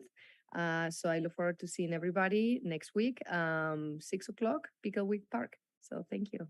Thank you. And we have a lot of report outs because it was 3.5 weeks since our last council meeting. And so I think we've tried to hit the high notes. I will just mention the few that I participated in. We've had these community conversations throughout the year. This was all of our third round, as it were. So I had one last week that was very intimate, which is a polite way of saying there weren't a lot of people that showed up, but we had a great time, those who did show up. And I also covered one for Councilmember Bushy, which was also a little bit intimate. But it really is the opportunity to get into conversation with your council, and we're going to figure out how to continue to evolve it. So we get more folks showing up. In addition, I always am excited. I get to attend ribbon cuttings on 4th Street. It's called E-Spin or S-Spin, and it is a local product for an e-bike.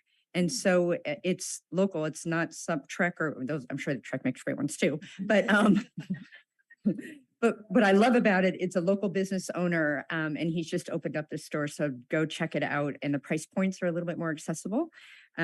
And I did not ride one around the store, even though I really wanted to, because I was afraid that might end poorly. I was invited to the Marin Latino Leaders Luncheon, and John Carroll, our new Marin County Office of Education Superintendent, was there, and he spoke.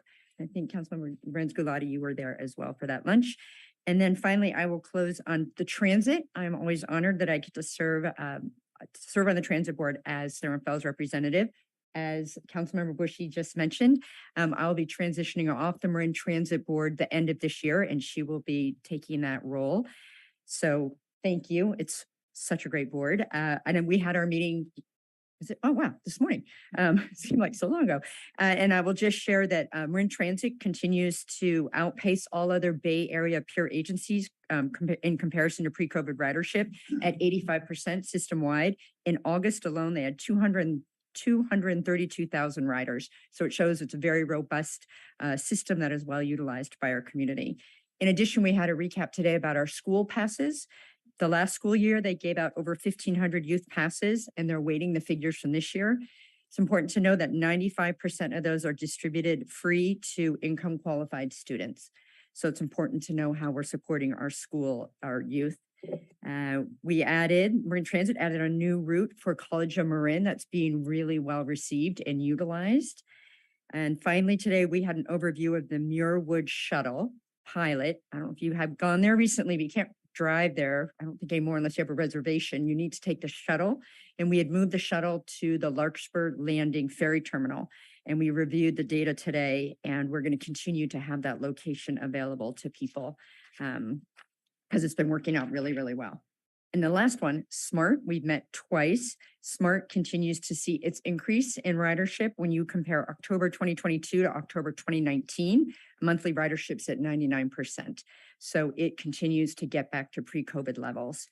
The SMART website, just an FYI, has links to all the presentations that we have and that we receive, and especially the general manager one is really great. So if you are interested in learning about SMART, I highly recommend you go check it out. And then I don't need to repeat everything here because you all have already read it. And I only mentioned half of what he talked about. So with that, we will close the council member reports. And again, thank you to all of my colleagues. We do we're up here on the dais, but really it's the work that happens every single day out in the community. And I appreciate the opportunity to hear from my colleagues. So with that, are there any comments from the public on any of the city manager or the council member reports? I will look to the chambers. Not seeing any. Is there anyone online who'd like to comment on those reports? I see no hands raised, and I'll give everyone a couple seconds. I see no public comment. Thank you. I'll close the public comment. The next item on our agenda is the consent calendar. Are there any items that my colleagues would like to hold from the consent calendar? No? Okay. If not, I will open public comment, and this is on the consent calendar. Items A through G. Is there anyone from the public who'd like to comment on any of the consent calendar items? Not seeing anyone in the chambers. Is there anyone online? I see no hands raised, and I'll give everyone a couple seconds. I see no public comment. Thank you. I'll close the public comment, and I'm not pulling these items, but to follow up on what the city manager said, it is a delight to see the Sun Valley Park Playground as well as Pickleweed Park Enhancement Project both receiving funding for upgrades. So with that, I would request a motion on this item. So moved. Second? Oh, wait, I'm sorry. I'm reading my cheat sheet and there's something strange about one of the ordinances. But that is correct. So as long as there's been a move and a second, at that point, I'm just going to read the ordinance title because it's a first introduction. Okay, moved and seconded. Okay, and I'll hand it over to you. Thank you. An ordinance of the Centerville City Council amending Title 12 Building Regulations of the Municipal Code of the City of Centerville to adopt by reference the 2022 edition of the California Building Code, the California Residential Code, the California Mechanical Code, the California Plumbing Code, the California Electrical Code, the California Existing Building Code, the California Green Building Construction Standards Code, the California Historical Building Code, the California Energy Code, and the California Reference Standards Code with appendices and amendments herein to adopt by reference the 2021 edition of the International Property Maintenance Code and the International Swimming Pool and Spa Code with amendments herein, adopting administrative and program provisions for the codes, adopting new chapter 12.350 with administrative and program regulations on gate safeguards, and adopting findings of fact supporting the amendments to the codes. So with that, I request a roll call, and we're not reading all of them. Don't worry, we're not reading all of them, but this one had a special category, so it needed to be read into the record. So roll call, please. Councilmember Bushy. Aye. Councilmember Hill. Aye. Vice Mayor Kurtz. Aye. Councilmember Yeden's Galati. Aye. Mayor Kate. Aye, that motion carries 5-0. So we have two special presentations. One will be on United Against Hate Week, and the other one is a proclamation to Stacey Laumann for her service. So before we get to those, we do take public comment on any item that's on the agenda. So I will first open public comment on either of these items before we get to the proclamations. Is there anyone in the chambers who'd like to comment on these items? Okay, not seeing anyone in the chambers. Is there anyone online? I'm seeing no hands raised, and I'll give everyone a couple seconds. I see no public comment. Thank you. So the first item, and I didn't know if we wanted to come down to the front. Yeah, let's come on down, because you know what? Nothing like.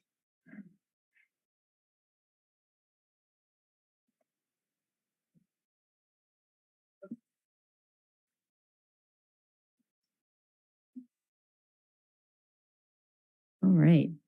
We really embrace this because for a year and a half, 2 years, we stuck behind our Zoom screens. So when we can get together and celebrate, we like to take advantage of that. So the first proclamation that I'll be reading here, I'll stand over. We're still trying to figure out how we all stand, so bear with us.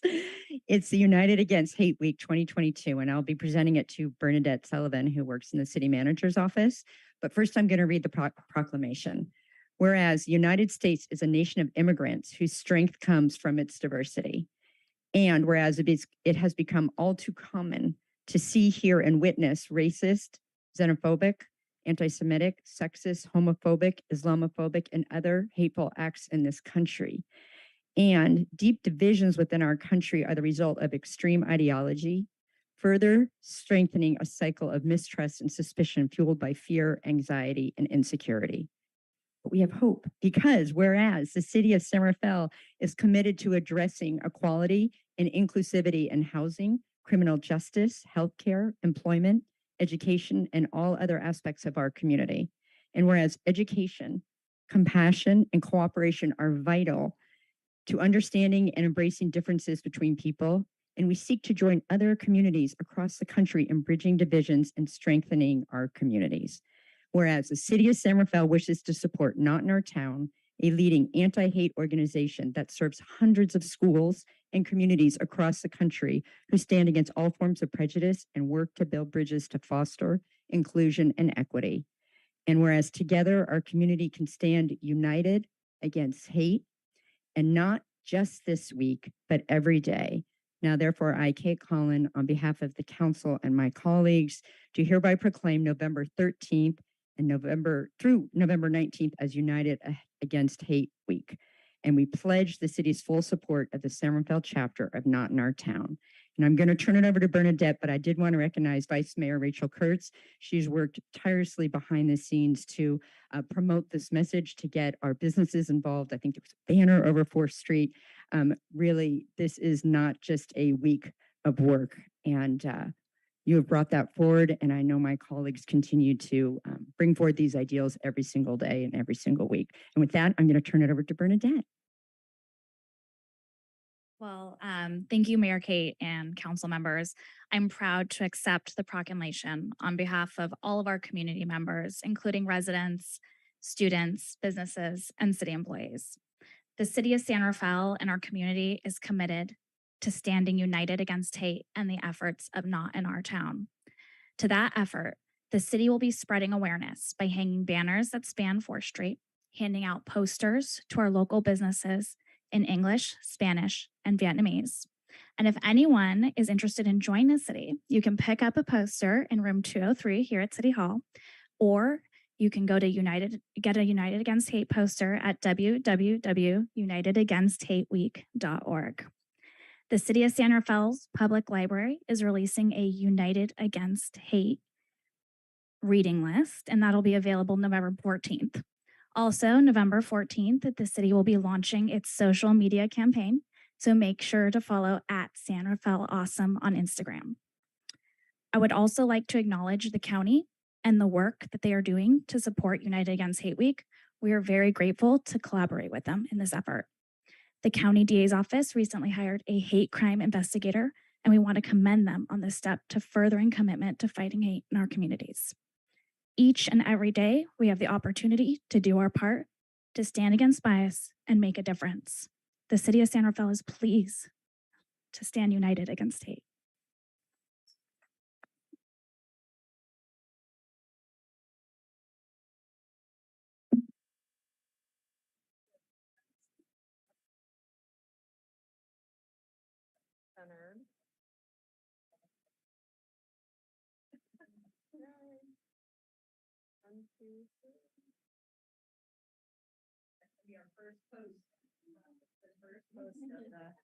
United Against Hate Week post is right there. Okay.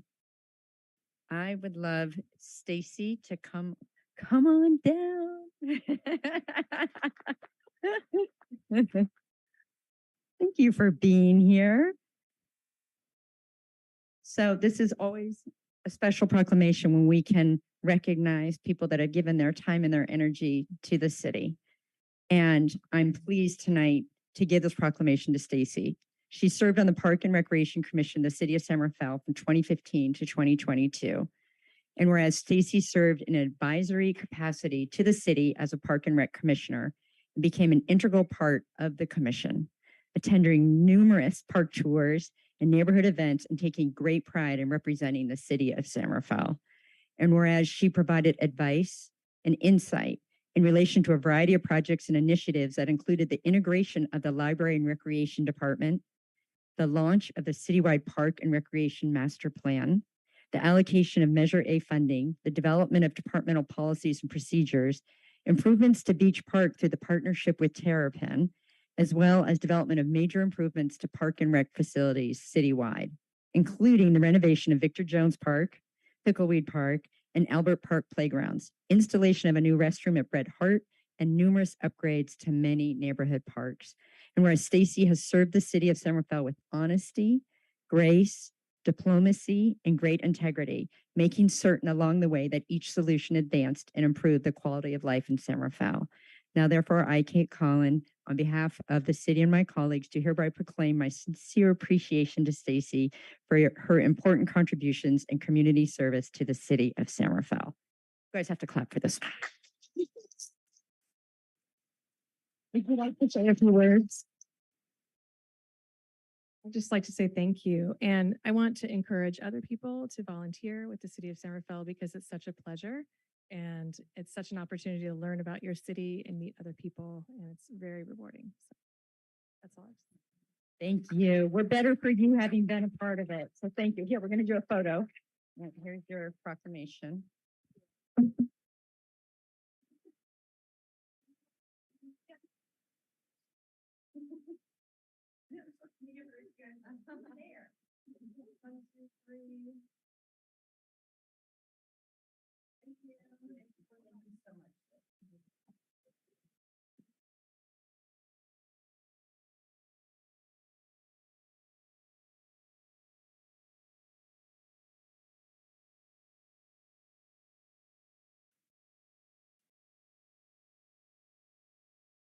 Just sitting here smiling because it's just what a joy. What a joy, Stacey. Thank you so much. And to be able to recognize both initiatives like United Against Hate Week, as well as the individuals who make San Rafael so special. So thank you. We have some more traditional things on the agenda tonight. We have a public hearing. The first one is the Triannual Fire Code Ordinance Amendments. See Chief Senate here. Yes. Yes. Right here. You're right here. I was going to turn it over to you, but you let me know when you're ready. Okay.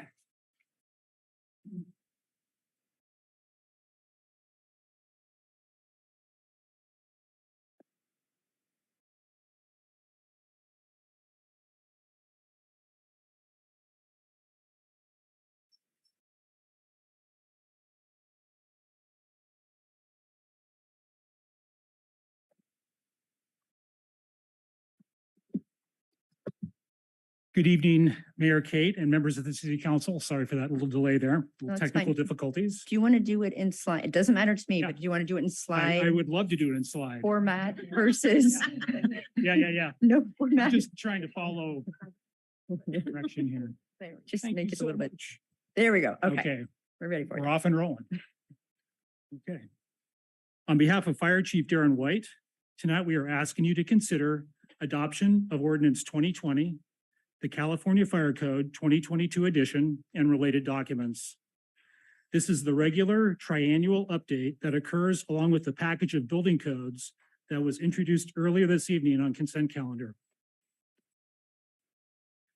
The California Fire Code is an amended version of the International Fire Code, or IFC.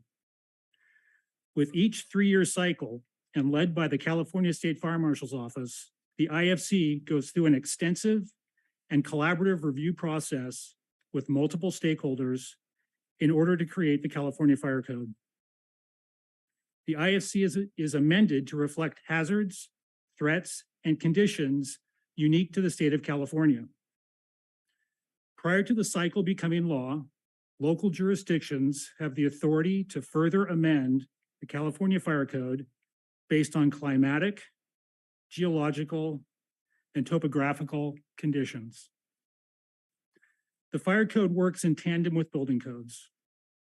While building codes control and integrate fire safe design into the construction of new buildings, fire codes dictate fire prevention and life safety on an ongoing basis beyond the period of initial design and construction. Fire codes also regulate activities and processes that occur in buildings, as well as the safe storage, handling, and processing of hazardous products and flammable and combustible materials. Lastly, fire codes define fire and life safety hazards both within and around buildings and establishes standards for emergency vehicle access and water supply for fighting fires. At the local level, members of the Marin County Fire Prevention Officers Association have met over the past several months to conduct an extensive page-turning process. The objectives of this effort were to become familiar with the new code, to determine if any new local amendments were needed, and to create a model ordinance for all elected bodies in Marin to independently consider. In order to promote countywide consistency, the goal is for all Marin fire departments to utilize the same code language. I'm pleased to note this has been the practice for the past several code cycles. For the existing amendments to remain active without interruption, it is essential that the City Council approve the ordinance 30 days prior to the January 1, 2023 implementation of the 2022 Fire Code. Thus, staff recommends adoption of Ordinance 2020. That concludes my report. Thank you, Chief. I'll see if there are any questions, Vice Mayor. No questions. Councilmember Hill. No questions. Thank you. Councilmember Bushy. Just a clarification, as part of your report on the written part and tonight, I'm gathering that there are no significant changes here that will have unusual impacts in San Rafael. No. Very good. Thank you. Thank you. Councilmember Scolati. No questions. Thank you for the presentation. Thank you. Let me open the public comment on this item. Is there anyone in the chambers who would like to address the council on this item? Not seeing any. Is there anyone virtually who'd like to weigh in? I see no hands raised at the moment. I'll give everyone a couple seconds.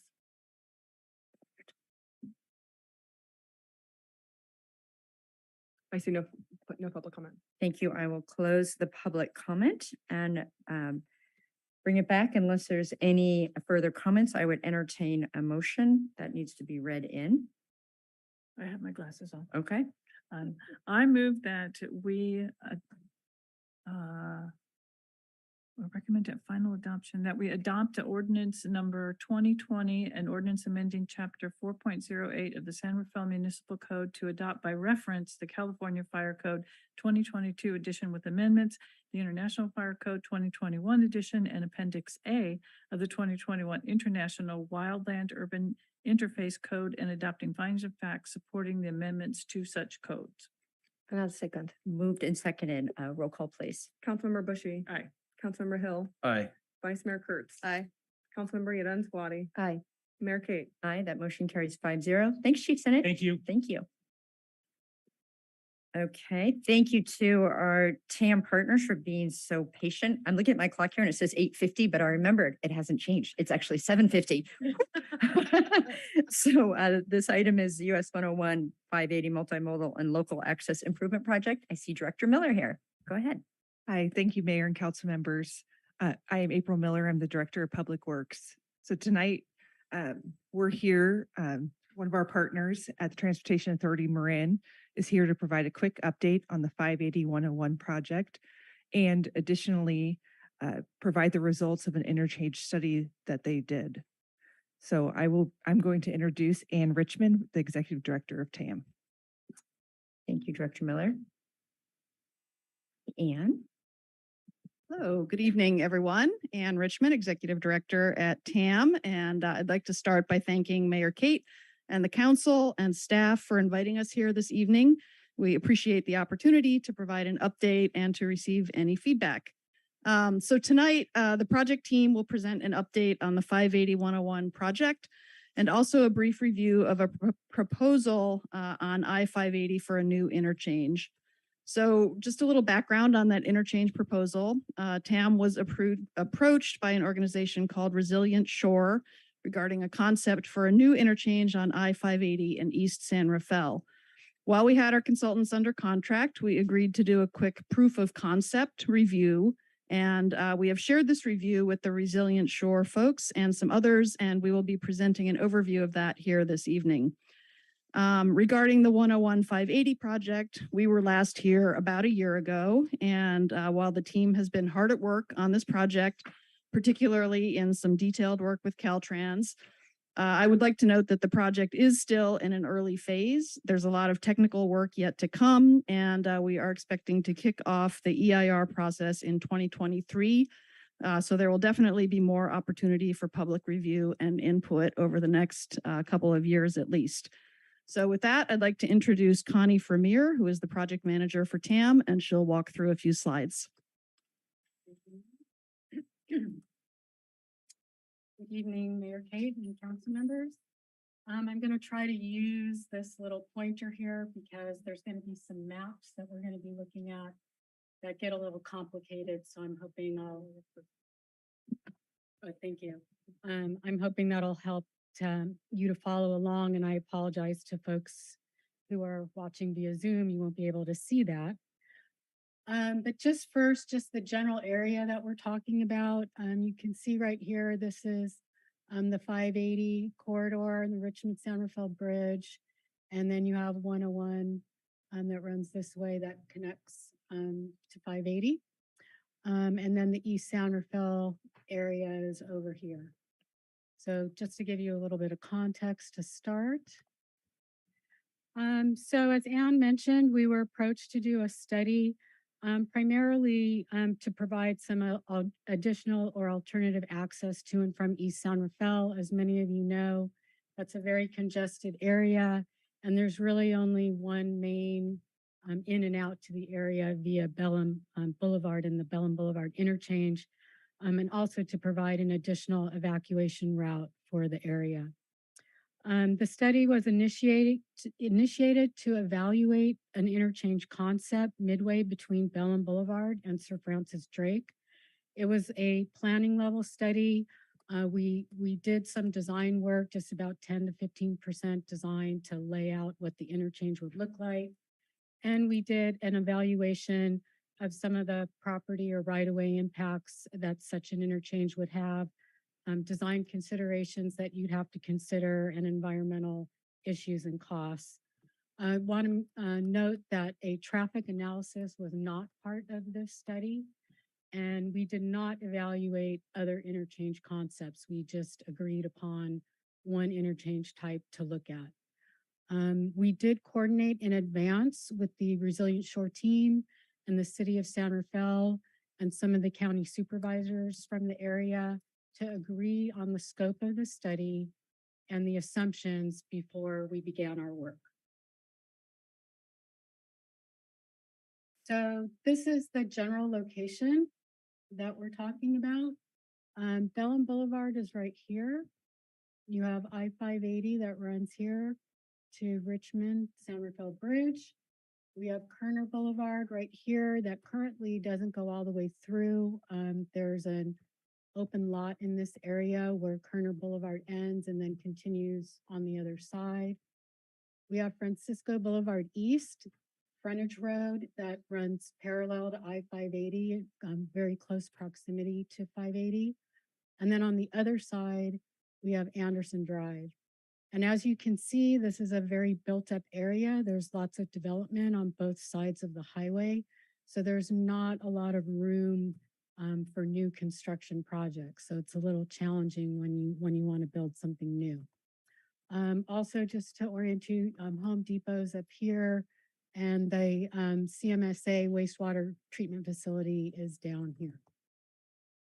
So we overlaid just quickly the concept, and we're going to get into more detail of what this looks like from an engineering perspective. But basically, what the concept, oops, sorry. What happened here? Sorry, you guys.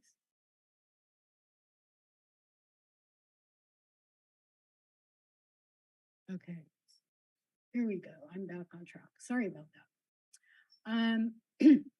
So what the proposal is to convert a portion of Kerner Boulevard to two-way traffic and extend and connect it. So here's Kerner Boulevard. Here's where it currently does not go through, but it's proposed to connect it to the other side and also to provide a means to access the new overcrossing location, which is right here shown in purple. and the yellow star, which is the proposed interchange location. It would include closing the existing I-580 access to and from Bellem Boulevard. And there would be new ramps, on and off ramps at this location as well. To access this new interchange, because the Bellem Boulevard on-ramp would be closed, people who reside in this area in the Canal neighborhood would now either have to take the new Kerner extension down to the new interchange location and the on-ramp, or take Francisco Boulevard East, shown in red here, to the interchange and loop around.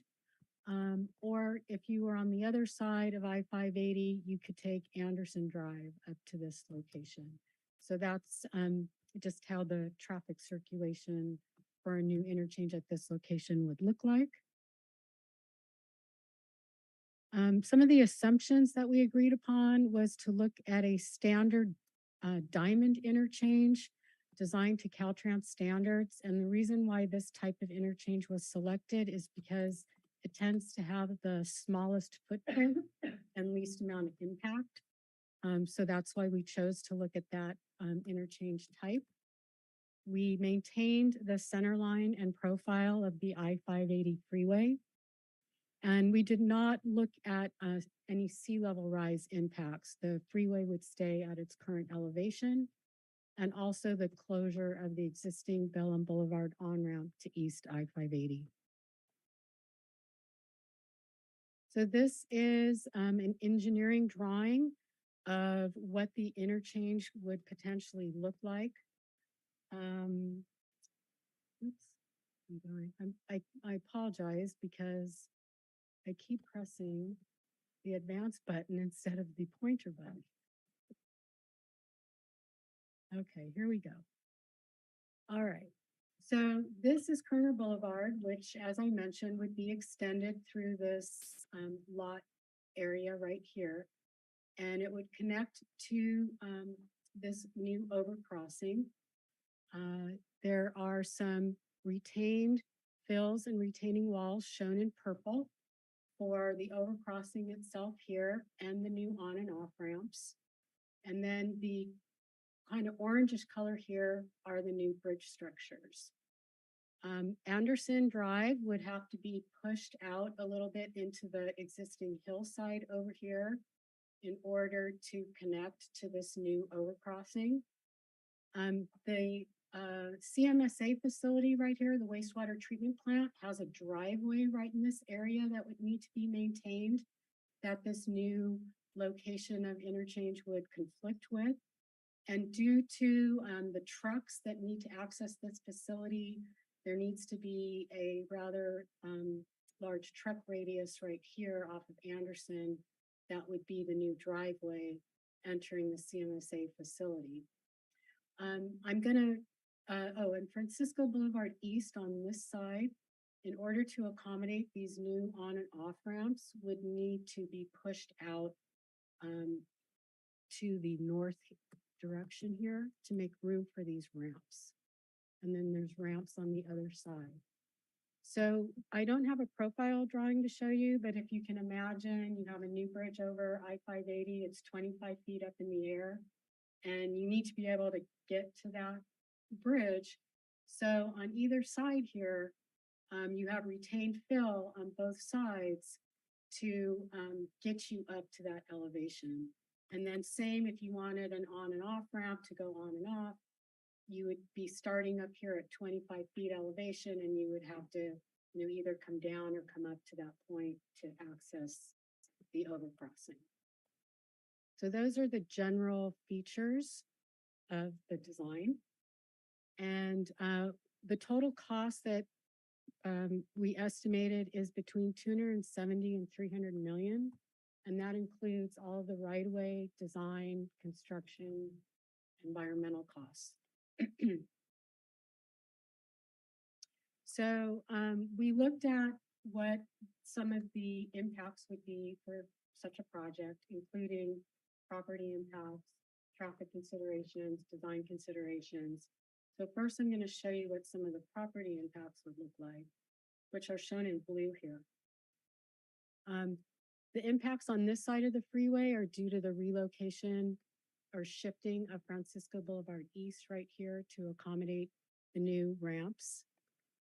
This area right here are impacts due to the Kerner extension.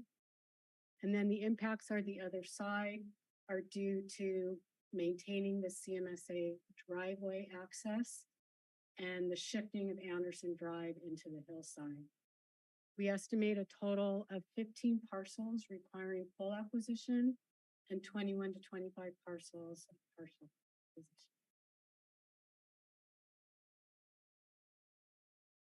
So some of the other findings as a result of this study, the city of San Rafael does not currently have an approved land use or traffic study for this area that would support a new interchange, and that's something that would need to happen in order for a project like this to move forward. Also, leaving a partial interchange at Bellin Boulevard by removing that on-ramp that I mentioned is likely not approvable by Caltrans or FHWA. They don't really like having partial interchanges. They like for all traffic movements to be able to happen. Also, there would be significant design exceptions required from Caltrans and FHWA. And some of these include interchange spacing. Typically, you want to have a mile between successive interchanges and 2 miles between freeway to freeway connectors. But we don't have that distance. If you put a new interchange in the middle, it's less than a mile for the interchange to interchange, and also less than a mile for the freeway to freeway connection. And that would be a very challenging design exception to get approval on, because those types of exceptions impact highway operations, because you have too many movements happening in a short period of time. And so that can cause congestion on the freeway and is a safety issue.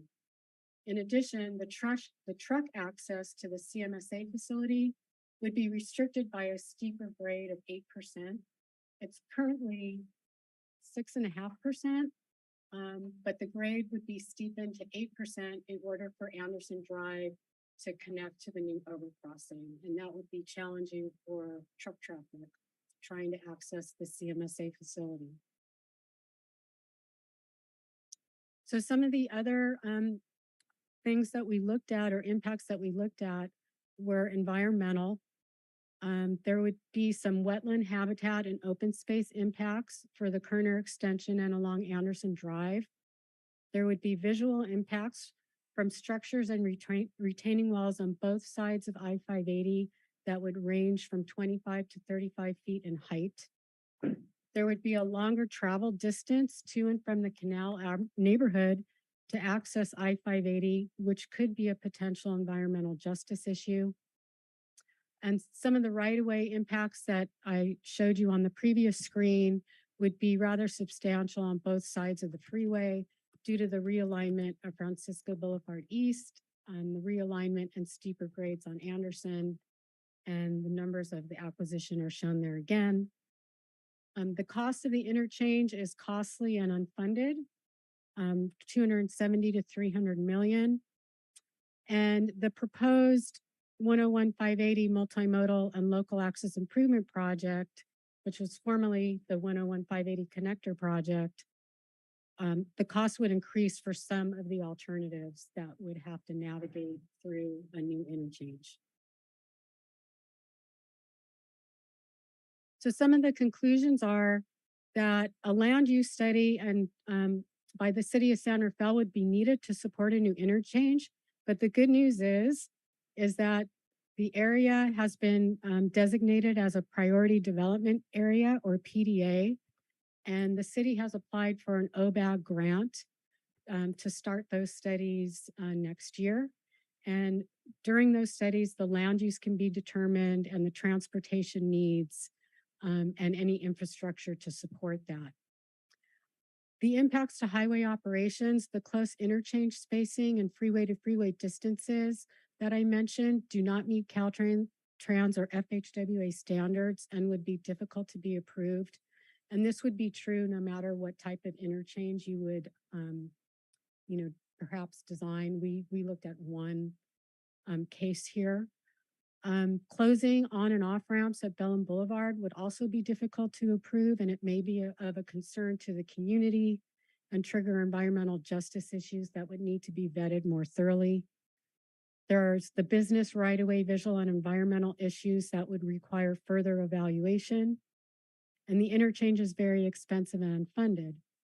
However, an option that might be worthy of considering if a future study is initiated is perhaps a simple overcrossing over I-580 instead of a full interchange. So just a bridge over 580 to get people from one side to another could also provide some additional access and serve as an evacuation route in the case of an emergency. In addition, the 101-580 Multimodal and Local Access Improvement Project is looking at and going to continue to look at in the environmental phase improvements to the Bellum corridor to try to improve operations and congestion in that area. So that's the results of the study. And I wanted to just pause here to see if there were any questions that Mayor Kate or any of the council members might have before I move into the status update. Sure, thank you for that. Any questions, Vice Mayor? No, I don't think so. I mean, I wasn't really prepared for this piece of it. Essentially, at the end of the day, the evaluation is that it's too costly, too disruptive, and not appropriate for the area. There's a lot of impacts that would have to be overcome and challenges that would have to be overcome in order to construct an interchange in that area. Okay, right. Okay, thank you. And there should Yeah. be a planning, a planning study of some kind done first to determine what the land use is, what is your traffic needs going to be, and then what would the infrastructure be needed to support that. Yeah, thank you. Councilmember Hill. Yes, thank you for the report. That was great. Two clarifying questions.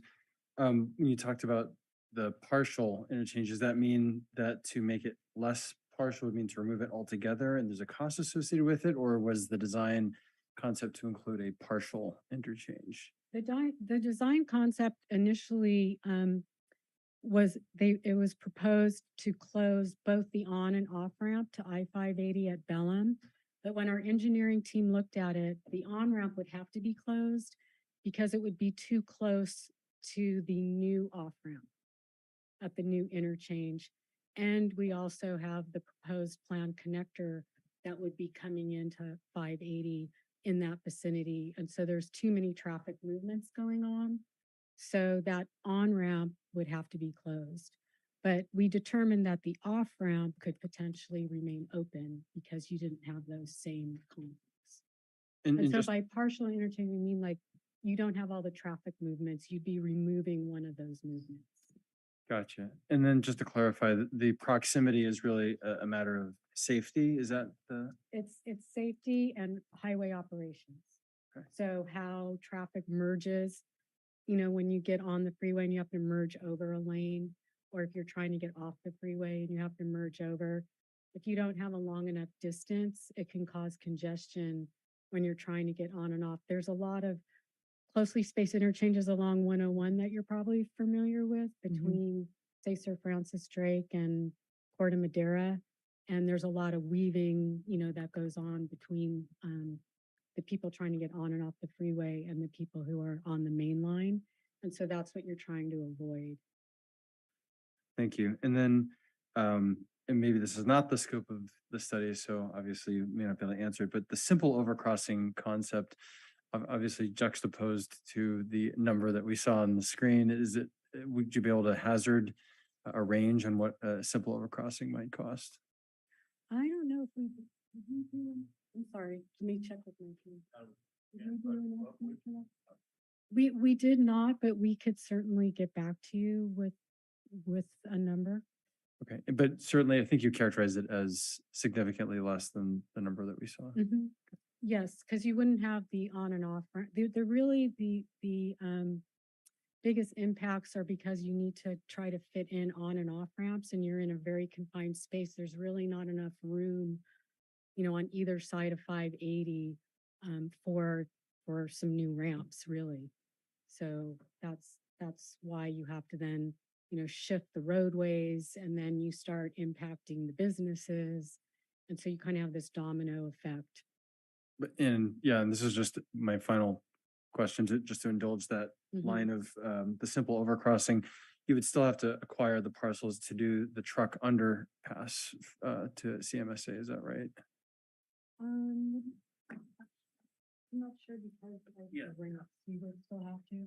Yes, because you would still have you would still have to tie in with Anderson coming down the hill, but you still have to meet it at the same grade. So everything on the south side would be the same.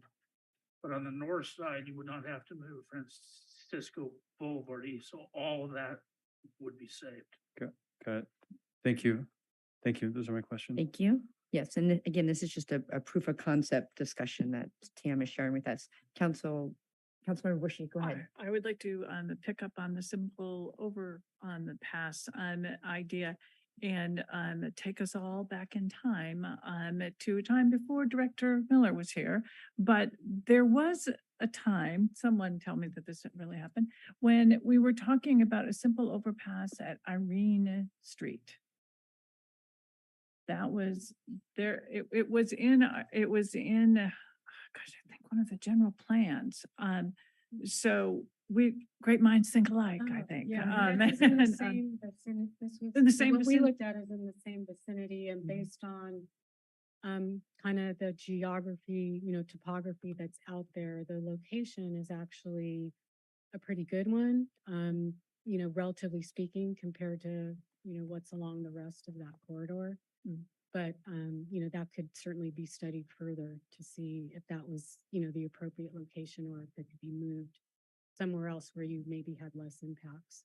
Right. So I think we've been here before and have come to the same conclusions. And along the lines of same conclusions, I absolutely agree with what appears to be your assessment that the impacts both visually, aesthetically, and to the businesses and certainly to our wastewater treatment plant are significant for this proposal and would require a great deal of overcoming of challenges.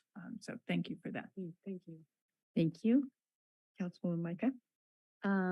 Yes, so are we going to have public comment after the entire presentation? Yeah. So these are just having questions. So this was a proof of concept that had been brought forward that Tam went and did a deep dive on to see the feasibility, the feasibility study. But so any questions on this, and then we'll get into the 101 580 where they are. Because I believe that in order to speak about these, we have to also speak about the next project that they are going to be presenting. Then great. So I'll hold my questions. Thank you. Okay, go ahead, Connie. Okay. So now I'm going to talk about the US 101. Notice the new name, 580 Multimodal and Local Access Improvement Project. The name change is basically due to it more accurately reflects the objectives of the project. And this is a separate project from the interchange concept that we just reviewed. So as you might recall, we had a presentation to the city maybe about a year ago on alternatives for the connector project. We had 9 alternatives that we were looking at that time, and they were narrowed to 4 that are shown here. We have alternatives 3A and 3B modified that are in this corner, pretty much in the vicinity of the existing 101 to Bellum off-ramp. We have alternative 2, which is called the Sim Street alternative, which comes off 101 and basically follows the alignment of Sim Street over here. And then we have alternative 6, which comes off 101 a little further to the north and wraps around this way over the Golden Gate Bridge bus facility and ties into 580 down over here. So these are the four alternatives that both the city of San Rafael recommended move forward in the environmental document, and the TAM board also made the same recommendation. We're completing our planning studies right now and intend to move into the environmental phase next year, where these four alternatives will be assessed in much greater depth. These are the updated costs for the four alternatives and the design speeds. We range from about 192 million to 315 million. Most expensive one, this alternative 6. The lesser expensive ones are the 3A and 3B, which generally follow the existing alignment. A reminder about the funding. We currently have 135 million of regional measure 3 funds and 16.5 million of measure AA funds that were voter approved. This is where we're at on our schedule. Right now, we're wrapping up our planning document with Caltrans. We're about to submit our second submittal with approval of that anticipated next year.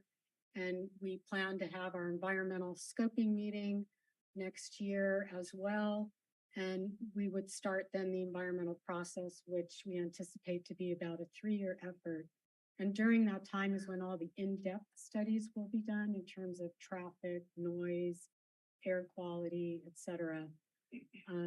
So we're anxious to get that phase of the project started so we can get into those studies. Then we have design and construction beginning in late 2030 or early 2031. Our public outreach activities. We intend to have a stakeholder working group meeting in early 2023 as kind of a transition between the planning phase and the environmental phase. We intend to start our equity outreach and capacity building with the Canal neighborhood next year.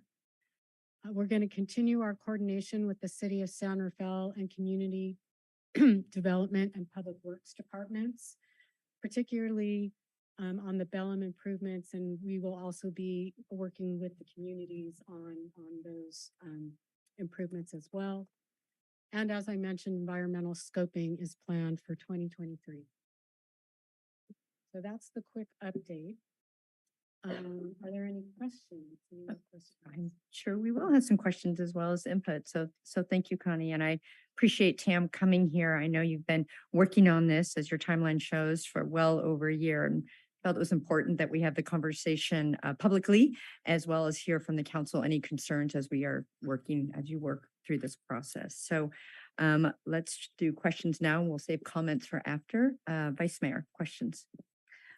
Of the 4, so thank you for the update, and it's great to see it narrowed down now to at least 4. What are the criteria now to start narrowing these pieces down in terms of what will take it down to 2 options? Well, basically, it'll be the various traffic studies, environmental studies, that will be done during the environmental phase to see like which of the alternatives may operate better than the others, and also looking at the cost, but it'll also be based on community input. Okay. And so there'll be various opportunities for the community to provide input during that process to help narrow down the final alternative. Okay, great. Thank you. And then option 6, is it 6A? 6 is the one that spans over the, and I can pull it up again. Yeah, sorry. I just want to confirm that hasn't been modified. That still has the most impact to the Marin Sanitary property over. Is that correct? No, we eliminated those alternatives. Okay, so those were all totally alternate. Okay. Yeah, all those alternatives were eliminated. Okay. Okay, great. To clarify, it does impact the, I think, Golden Gate Transit bus, right? Building. It's a building. Yeah, it would span over that facility. So there would be coordination that would need to happen. And often Caltrans has agreements with various property owners and how they can still use the right of way for their facility. There's many examples of bus facilities actually that are under freeways throughout the Bay Area. So that would require further. But to clear, it's not, coordination. it's actually a building. It's not a facility where buses are stored. It's a building. Yeah, there's a building. Yeah, there. I just wanted to clarify because Yeah. people might be imagining a bunch of buses there. Okay. Mhm. Okay. And I do appreciate the information you have on the website where you could actually see the views is Mhm. very helpful. Oh, good. Yeah. I'm- So thank you. I'm glad you're looking at that. Thank you. Councilmember Hill, questions? Thank you for the second presentation. I know that this is in the past, this question was considered around the scope of this project is really mostly focused on north to east. The scope is not really including anything related to west to south. Is that right? No, the scope does not include that. However, we're not to preclude a future, should there ever be a future west to south, our design would not preclude that. So we might be looking at some preliminary alignments of what that might look like because there's only a certain number of places where another connector in that direction could go. But we don't intend to do any design on that or alternatives analysis. We just won't preclude something like that from happening in the future should it be desired. Got it. Maybe it's a direct question, but when I'm using my mind's eye to think about how that would fly out, but is it difficult to, I'm not trying to get into the depths of design, but to include potential conceptual overlay of where the westerly kind of paths would go eventually if that were. Yes, and we actually do already have some preliminary drawings on that, which we're happy to share if you're interested. That'd be great. Thank you. Thank you. Councilmember Bush.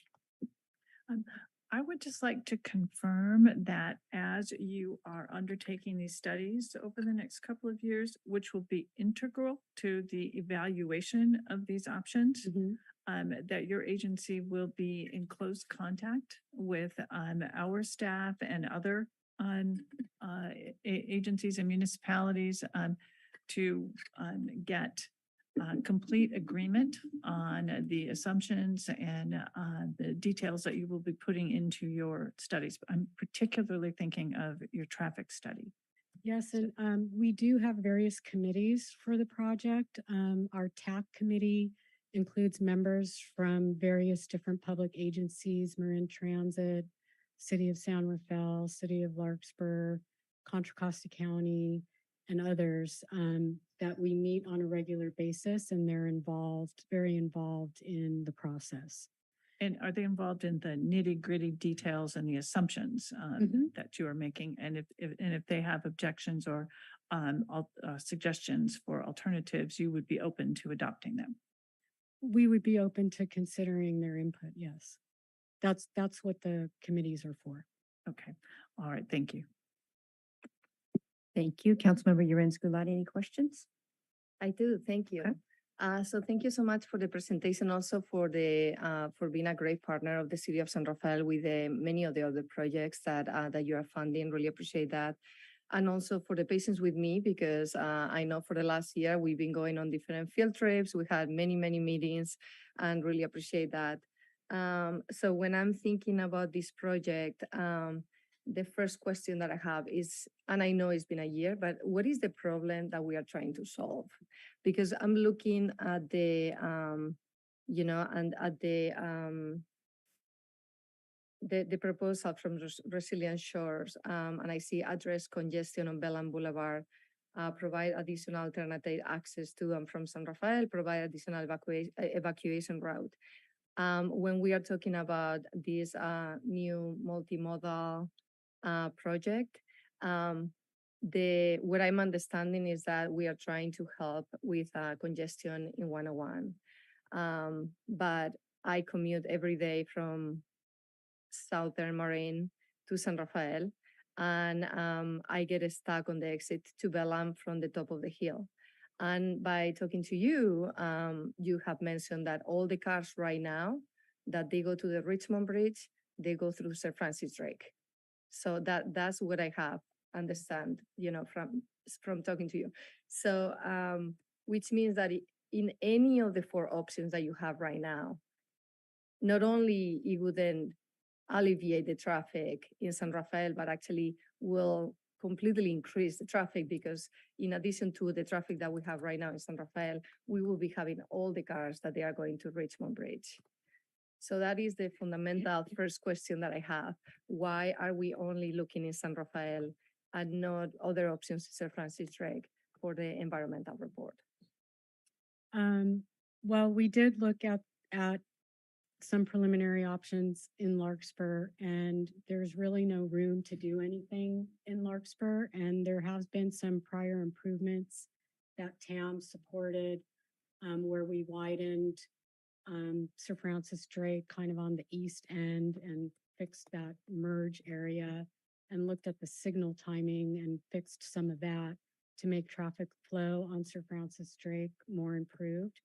But the idea is to get the regional traffic off of the local streets, which would then not only get the regional traffic going, but also improve the congestion and circulation on the local streets because you would no longer be competing with the regional traffic.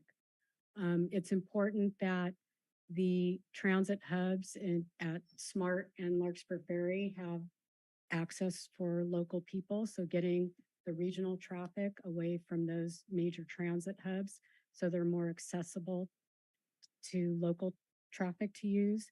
And also the Bellum corridor and the Bellum interchange, the congestion there. We're looking at ways to improve the interchange and the traffic along Bellum. We've actually been working with April and her staff on some initial concepts, and we're going to be continuing that effort and reaching out to the community as part of the environmental phase. And So okay. it's not, I mean, yes, the location of the connector is in San Rafael, but it would be on its own structure, and that traffic would then be off of the local streets. So when you say that it will be off the traffic, you are still using, are you going to add any more lanes on 101? Because right now, the exit to Bellum, that is the exit to Bellum, that will be shared in your proposal by the new connector. Yeah, there would be an auxiliary, I guess it would be an auxiliary lane. Is that correct, David? So it would be an auxiliary lane on 101 that, so that would be a new lane that would be for the connector traffic. And that will start like on top of the hill. Well, it depends on the alternative. And go ahead, Dan. That all depends on the alternative selected, but in either case, there's going to be at least one new lane on 101 from about the top of Cal Park Hill, where about Drake merges up. And that would be like basically the eastern option that you have right now, like the basically going from the top of the hill, which is probably one of the least feasible in terms of cost and because that's the option. Sorry, I can't remember the numbers. That's the option 4. Oh, so thank you. Oh, you mean of the options that we still have right now? Yeah, the Yeah, alternative. option 6 would start the alternative, would start the auxiliary lane way back where Sir Francis Drake merges on right now. We're right about at the top of Cal Park Hill, and most of them will start somewhat after that. So, okay, and that would depend on the traffic studies as Right. well, in terms of determining how far back that lane would need to go for each alternative. Right. So those traffic studies will indicate, how long that extra lane needs to be and where it would start. right, because right now it is on top of the hill to go to Bellum without anything added to that. And I know that one of the projects that is maybe unrelated to this will be adding a new lane when you're at the bottom of the hill to Bellum so people can turn right, which right now is really delayed. So for that, we don't need to wait for this connector, right? We could do that sooner, hopefully. No, that project is an independent project that's moving on its own time schedule. Okay, great. I did want to clarify one thing. Even though right now, the majority of the traffic is using Drake because we made those improvements on Drake. It used to be about 25% of the traffic used Bellum, but we did improve Drake a little bit by widening it. So the majority of the traffic on 101 North is going by way of Drake. However, our higher level traffic studies, we haven't done the in-depth traffic studies yet, but the higher level traffic studies that we have completed shows that in less than 20 years, that's going to go to about half and half. That because Drake will continue to back up more and more as the traffic increases, more and more vehicles will make the option to go up to Bellum to access the bridge. And our higher level traffic studies have shown that the current backup to the top of Cal Park Hill will increase by at least a factor of 2. So it's going to go past the Drake exit to take the Bellum exit. So that is why getting that regional traffic removed from the local traffic is going to really help out all the vehicles destined to go to Spinnaker Point or the Canal neighborhoods by removing that regional traffic out of the way. And the ramps will be done in a way that the Bellum traffic will not be in the same backup as the vehicles going to the connector project. So, so have you done like so the study that you're doing right now, and thank you, that's actually very helpful. So you said that 50-50 with the new connector, it will be through Sir Francis Drake, 50-50 will be through the connector. What about the traffic in San Rafael? Because that also is supposed to increase. So how are we going to help Bellum plus the 50% of the cars that they are going to go to the bridge? Well, if we build the direct connector and that's taking all the traffic that's going from northbound 101 to eastbound I-580, that's all on the connector. So it's not ever going on Bellum at all.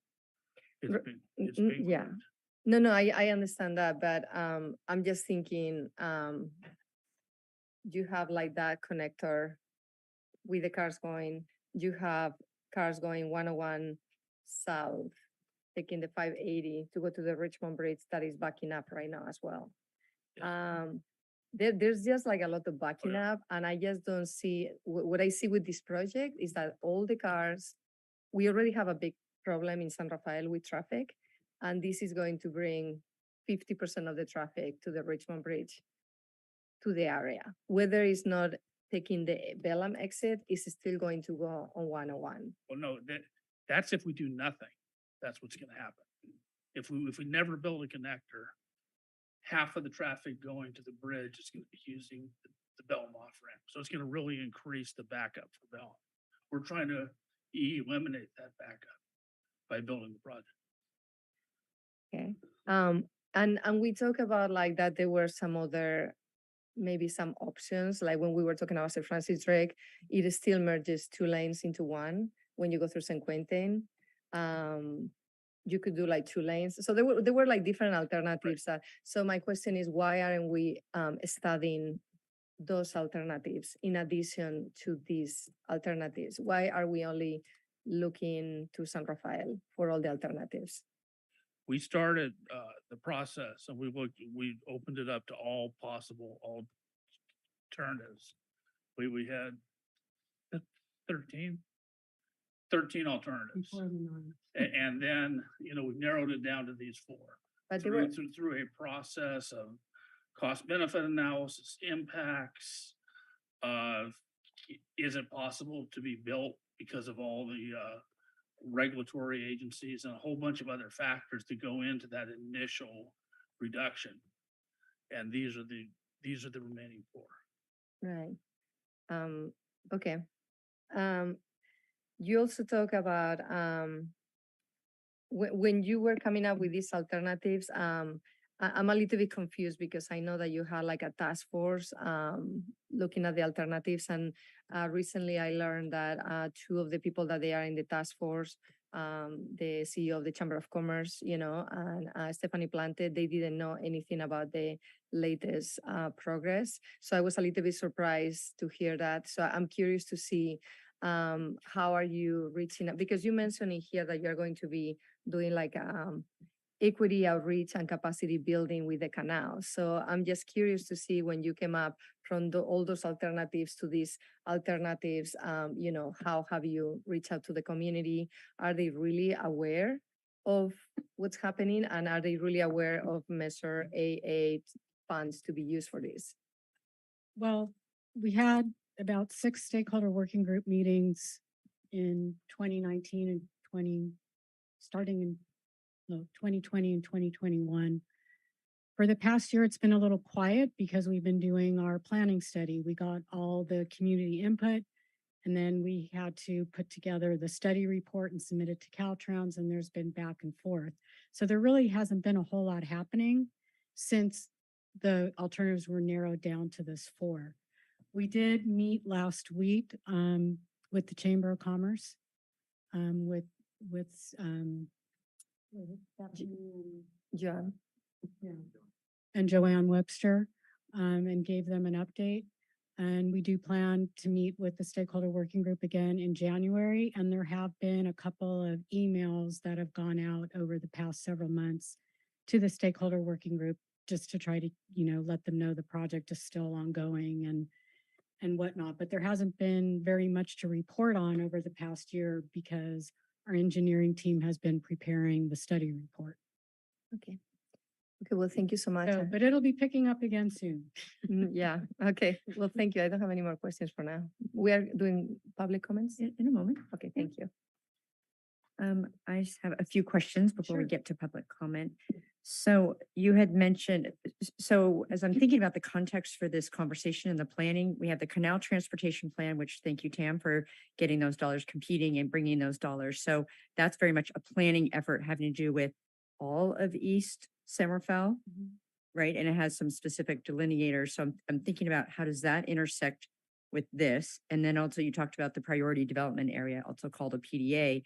And you mentioned that although historically a PDA has been around housing and it's been more of a community input planning tool. So I was a little bit, I guess I would like to know how you see those two intersecting with this conversation. Well, basically, the land use needs to be determined in terms of what's going to happen in the area. How is that land going to be used? And then it would from there, you could determine what kind of traffic impacts or needs are required based on what the land use is, whether it's housing or jobs or right. No, I understand. Whatever it may be. Right. But I guess I'm not quite exactly understanding your question in terms So of. we'll use the example that you just gave. So we do the PDA and we maybe put a lot more jobs there, put a lot more housing. That's going to directly impact traffic studies and everything else that we're talking about. So it's more, We would incorporate any local planning studies or traffic studies would be incorporated into the studies that we do. If they're available. Yeah. If they're not done yet, obviously Yeah. we can't. But if they are, part of our traffic studies is to look at and incorporate the local traffic plans so is into our bigger study. So would TAM be the lead agency for all these different conversations? Because we don't want to have happen is one group's going off over here talking about this, and then we get farther down the line and we realize we've somehow had a little disconnect. So I'm just trying to understand. And I know that San Rafael, we do have the MOU on this project. So we are also, I know Director Miller and her team are part of it. Yes, might be more of a question that I can help address, and certainly city staff if they want to jump in as well. So just to clarify a couple of things that you mentioned, Mayor Kate. So the community-based transportation plan that TAM provided some funding to the city for, and that was completed this past summer, was really focused on the Canal neighborhood. And that's a very sort of grassroots driven planning exercise that really looks at what do the residents of that neighborhood identify as their transportation needs. And so there was a list of maybe 15 to 20 or so kind of improvements that were identified from that plan. And that really provides a blueprint to the city of San Rafael and your partners for things to consider doing for the residents of that neighborhood in terms of transportation improvements. And some of them are capital projects and some of them are more sort of service or operational type projects. So that's one activity that was recently completed.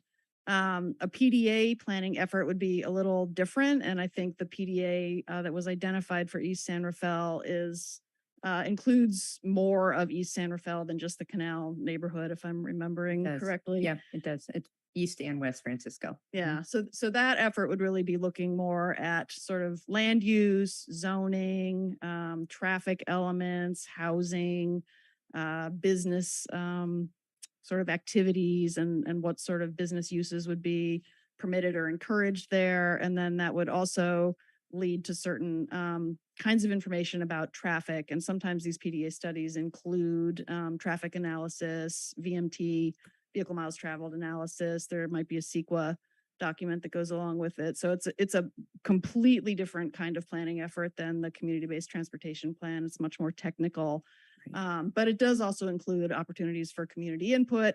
And as Connie mentioned, the EIR for the 101-580 project would need to reference and incorporate these local planning efforts as they're available. No, and that's helpful. And from the community standpoint, it's that we're going out and asking for community input on three things that we just talked about, which is very, very policy wonky oriented. And so it's just making sure we're on the same page as we're working with the community, because otherwise I would get frustrated. I'd be like, I just told you that. I told you that in the canal transportation plan. But I appreciate that clarity. And I think it's just, I'm highlighting that because we all know that. I mean, San Rafael, obviously San Rafael staff is aware of that. Let me just keep moving on. I have other questions which have to do with funding and on the, I guess you're stuck up here now. Lucky you.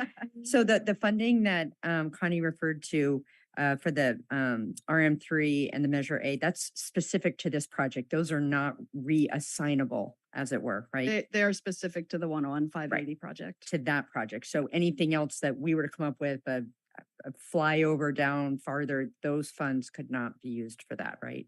There'd have to be some process if they were to be reassigned, and it would typically be there'd have to be some reason why the project that was identified in the measures was not moving forward. So it can't just kind of be done because there's a desire to do so. There'd have to be kind of more rationale than that. So on the funding, as we all know, the RM3 dollars are caught up in litigation. When do those need to be free of litigation or moving forward in order to have the project still go forward? Like, what's the timing? When you have your timeline, I kept thinking like, okay, when do we need to have that decision by? That's a good question. We're currently just using the local funds, the Measure AA sales tax funds for the project development work. So certainly by the time we got to design and right away in construction, we would need the regional Measure 3 funds to be available. But I think we expect to be able to complete the environmental process just using the local funds. Oh, really? Okay, because the breaking ground was 2030, if I recall, but the design starts, was it 2026? Is that what it was? So okay, so that's interesting. Okay. And then the last question, since you're up here, and it really builds on what my colleagues were talking about. Are there other improvements that can be happening in the area? So we understand this is a regional congestion project we're talking about. And are there other improvements? You talked about the widening of Sir Francis Drake that were done. Are there similar ones that can be done on Bellum? And I know that you had said that's a separate project, but are there other projects that have been identified that could help alleviate some of that congestions? Anything from like lane striping, or, I mean, given the current infrastructure, so the Bellum project that was mentioned is one that is proceeding on a kind of independent track. And I think we've talked about that some in the past as well. And we're continuing to work through the Caltrans process on that one, and we'll continue to do so. I think those are the main ones that TAM is involved with, but the community-based transportation plan did identify some projects. And I know that the city is working on some other active transportation type improvements, working to secure funding for those in the East San Rafael area. So I'd have to defer to city staff on the details of that, but there is considerable. That's helpful. On the Bellum, and actually it's okay, Director Miller, I'm just trying to figure out. So the Bellum one that you just referred to, what's the timing on that one? I wish I could give you a concrete yeah, no, answer it's probably on a tough that. It question. is still under review at Caltrans, and until it clears that, that's kind of what we're waiting for. But it's conceivable that will be that will be well before this bigger project. That's in the next Conceivable, couple of yes. years. Okay. Mayor, Yes. may I ask a follow-up Yes, question? go ahead. I finished my questions. Go ahead, Councilmember Hill. Thank you. So I'm getting the sense that the main benefit, of course, is just to consolidate the words, congestional regional relief for the region, a congestional relief for the region. But as a layperson, it stands to reason that currently today we have a lot of cars that are idling when they're trying to get through the current configuration, and that has I'll call that a significant environmental impact to the air for folks that are nearby. I'll just assume that. But one of the benefits I would imagine is that if we now have a connector where people can move from 101 north onto 580 east, that it would be a lessened environmental impact, that we're not idling anymore. Is that an assumption that we would make? I know we're getting ahead of ourselves because we haven't done the environmental impact, but is that an assumption that we're making as a potential benefit? Well, I personally would not want to kind of say much about that assumption, other than that we will be looking at air quality analysis as part of the environmental report. And that is exactly the sort of thing that will be considered in that analysis. Is that analysis likely to include modeling for what the blend of vehicles will be in 10, 20 years, that more electric vehicles will be on the road versus gas-powered vehicles? Will the model assume that? I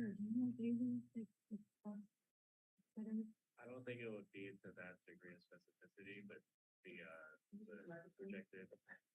the projected traffic numbers will be considered in the air quality study. So that would give some sort of split with what if there is a connector versus not a connector and so on. Okay. Yeah. Cool. I'm sorry, could you repeat your answer just for everyone who's watching on the hybrid model? Yeah, of course. So the question was if the air quality study would also consider if electric vehicles and such would be split. So I don't think it would be to that degree in the air quality study. It would only be considering whatever the projected traffic numbers will be. So I highly doubt that in the study it's going to say like there's going to be like 50% electric vehicles or such. So that will not be considered, but the projected traffic numbers will be, and that's with the connector, without the connector, and so on and so forth. Got it. And I guess my comment on that is the reason why I think it would be useful to know that is because I do feel like there is a perception of dichotomy of benefit or no benefit. And I think it would be important to if it's possible, and I know I'm making that request, to consider that, because I do think that it's not exactly one or the other. But I would like to see if you could get to that level of nuance. Thank you. Okay, I'm sure there'll be, thank you, Director Richmond. Appreciate you. Thank you, Connie. I'll see if there's any members of the public that would like to ask questions or provide input. I see Mr. Rhodes. Come on down. Good evening. I'm Jeff Rhodes, Executive Director of Resilient Shore. Rick Phillips and I participated in the Southeast Santa Fe I-580 Interchange Proof of Concept Kickoff meeting. The parameters identified in the meeting resulted in a study for a design significantly different than our proposal. One we feel does not conform to the concept's key objectives and is overly impactful. Our concerns include a decision not to alter the center line of the freeway. If the center line is moved, Caltrans requires elevating the freeway above the base flood elevation. Santa Fe is moving forward to address flooding and sea level rise. Caltrans approval would be conditioned on Santa Fe's actions to mitigate these risks. A decision not to relocate all I-580 access to the new interchange. This will result in increased travel distance for some trips, possibly offset by avoiding Bellum congestion. If the concept proves viable, the stakeholders will inform the decision makers of their preferences. Our objective is to improve conditions at Bellum. A decision to use a compressed diamond interchange rather than a single point urban. While a single point interchange has a larger footprint, has more robust capacity, and resolves the conflicting left turn storage problem for vehicles entering the freeway. The impact on adjacent land holdings and implications of mitigating these impacts should be understood. Let's consider the proof of concept and iterative process. Additional steps are needed to prove or disprove concept viability. Much has been learned. Let's take this further based on the design criteria revisions we proposed in our August 29th letter. And it would be my pleasure to respond to any of your questions and illuminate any of these issues. Thank you. Thank you, Jeff, and thank you for the emails that you'd sent and additional information. The council did receive that as well. Thank you. Okay.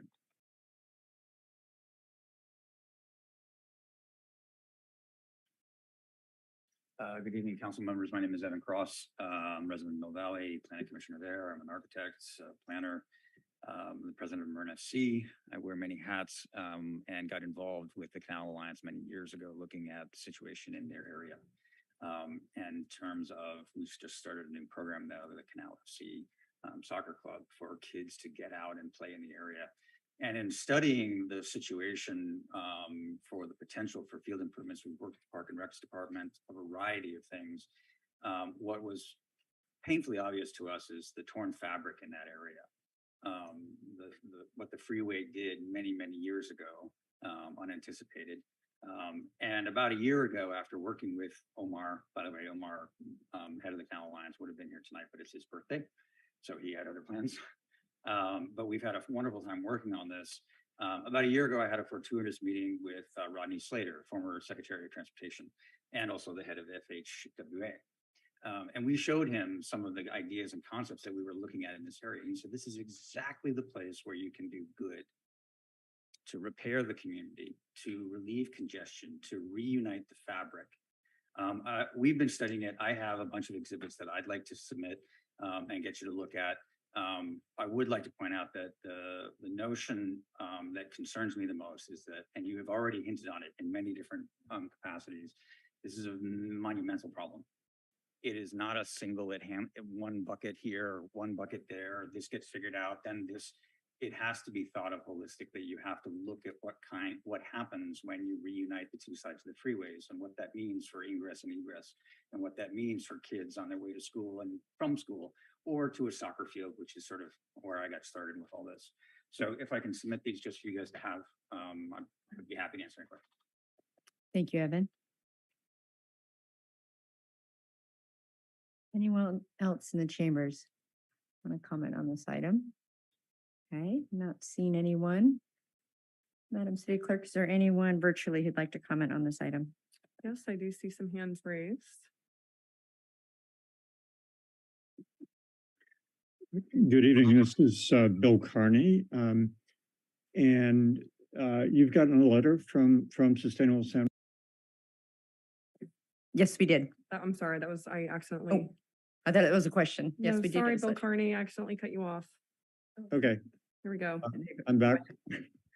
So you've gotten a letter from us. Our main concern is that this connector project, which looks fairly simple in its current iteration, seems to also be implying more and more that there will be a westbound to southbound connector added, which would appear to be a much more monumental intrusion into San Rafael of freeway structure and everything that comes with it. So we have a concern about that and would like to hear more about that future, understanding that it's not directly a part of this, but these things tend to be incremental and grow. So that would be a question we would like to pose to TAM. The future of a west to south connector and what sort of impacts might come with that. And should not that be part of the review of this, what appears to be a first step in that direction.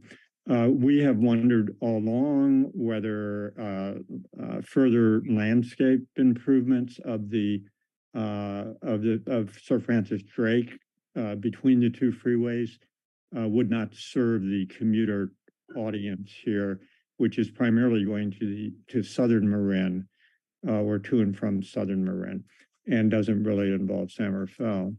And we're posing that basic question of the benefits to San Rafael and to the Canal neighborhood in particular.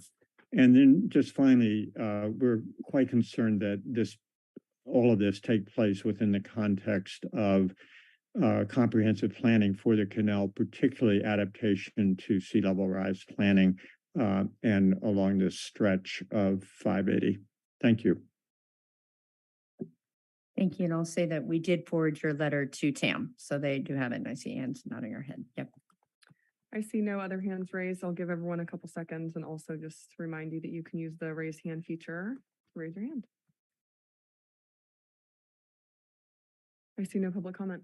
Thank you. I'll close the public comment. And even though it was touched on, but maybe you could just expand on the west-south connector. I know Councilmember Hill asked that exact same question, but being that the public asked it. So I think the question is, could that be a part of the study, or how could that be a part of the study? Who could study it? Maybe we'll pose it lots of different ways, but. Yes, thank you. That idea has been around a long time. In fact, that was the initial study 25 years ago. And at that time, it was decided not to pursue that project. But when this one came around, this was solely started as a northbound, eastbound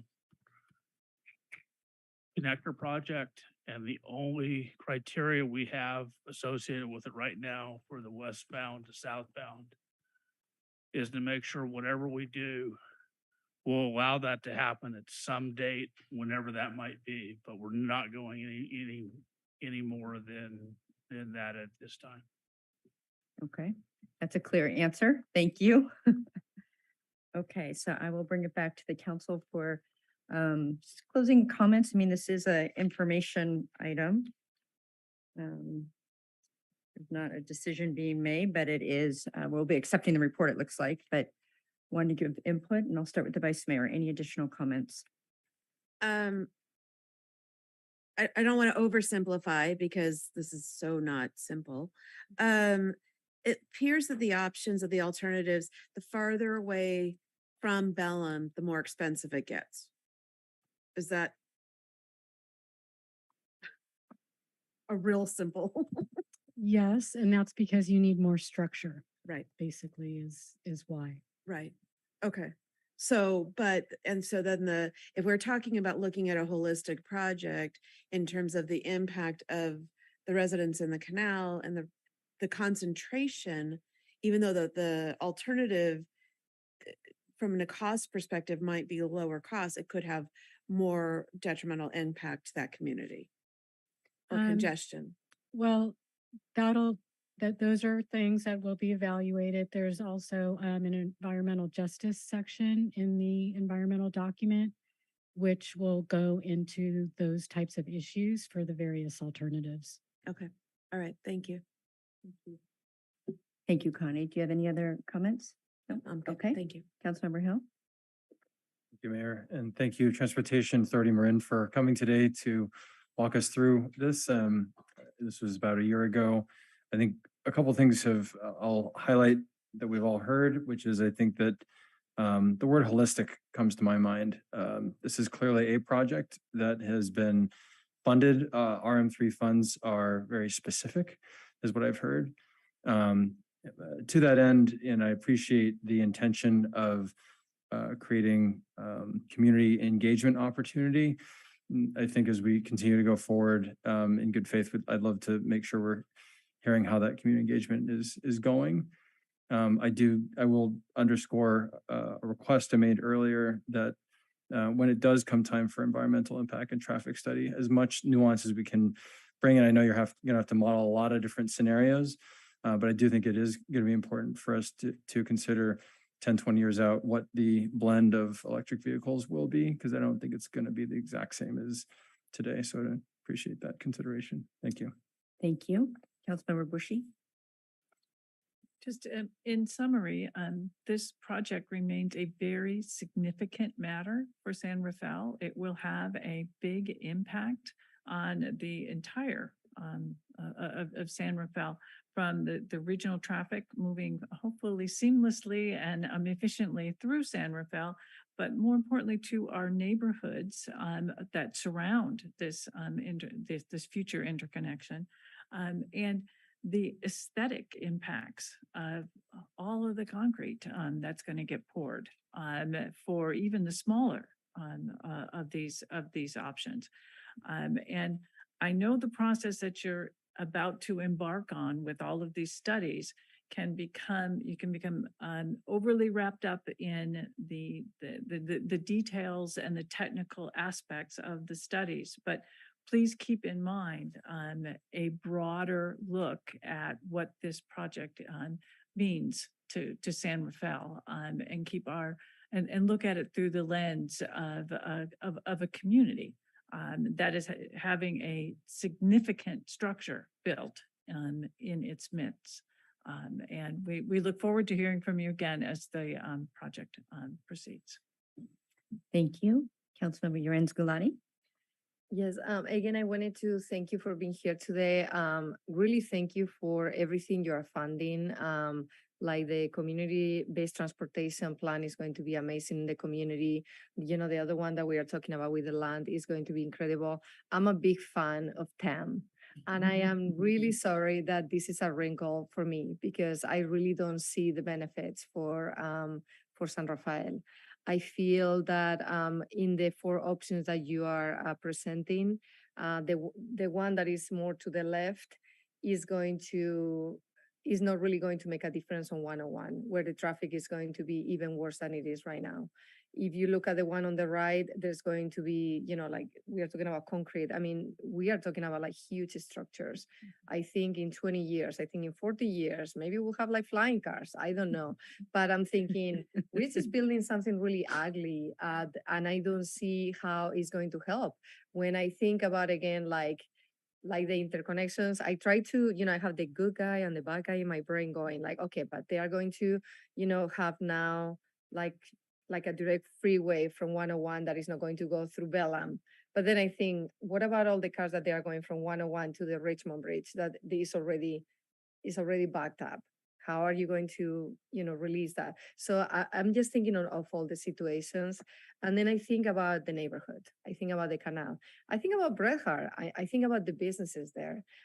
You know, we've been so patient with the smart train, you know, and we're still very patient when I'm thinking maybe instead of the train going from San Rafael to Lasper Landing, we just need a shuttle and they just take you to the ferry terminal. So, and I'm just thinking about all these infrastructures that we are going to be building.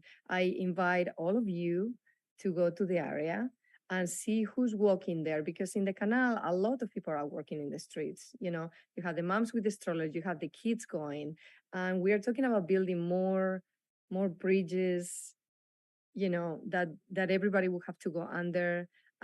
This is the most underserved and most ethnically diverse neighborhood in Marin County. And not only we built already like this humongous, you know, 580 with 101, but now we are talking about building even more. So I don't see the relief of traffic with this project. And again, I'm really sorry because I always want to support you, but I'm really against this project. And I think it's going to be a terrible thing for San Rafael. And I don't really see the relief that is going to do in traffic on 101. And I love to see the holistic approach as well. There are like many red spots in here that we need to figure out, being creative on how we can solve it. But I think the plan that you are looking at right now, you know, is just not feasible in my mind without even going into environmental review. So, and I'll finish there. Thank you very much. No, thank you. No, excellent comments. And I really appreciate us having this conversation and people digging in. It's not going to be the last conversation, that is for sure. What I'm hearing loud and clear is the traffic study part is critical. And I think what we're struggling with is the traffic study part doesn't start until the EIR, which doesn't start for 4 more years. So I think we're feeling that tension, that kind of disconnect, because that provides some of the foundational kind of information around it, both in what? Starts next year. Starts, okay, starts next year.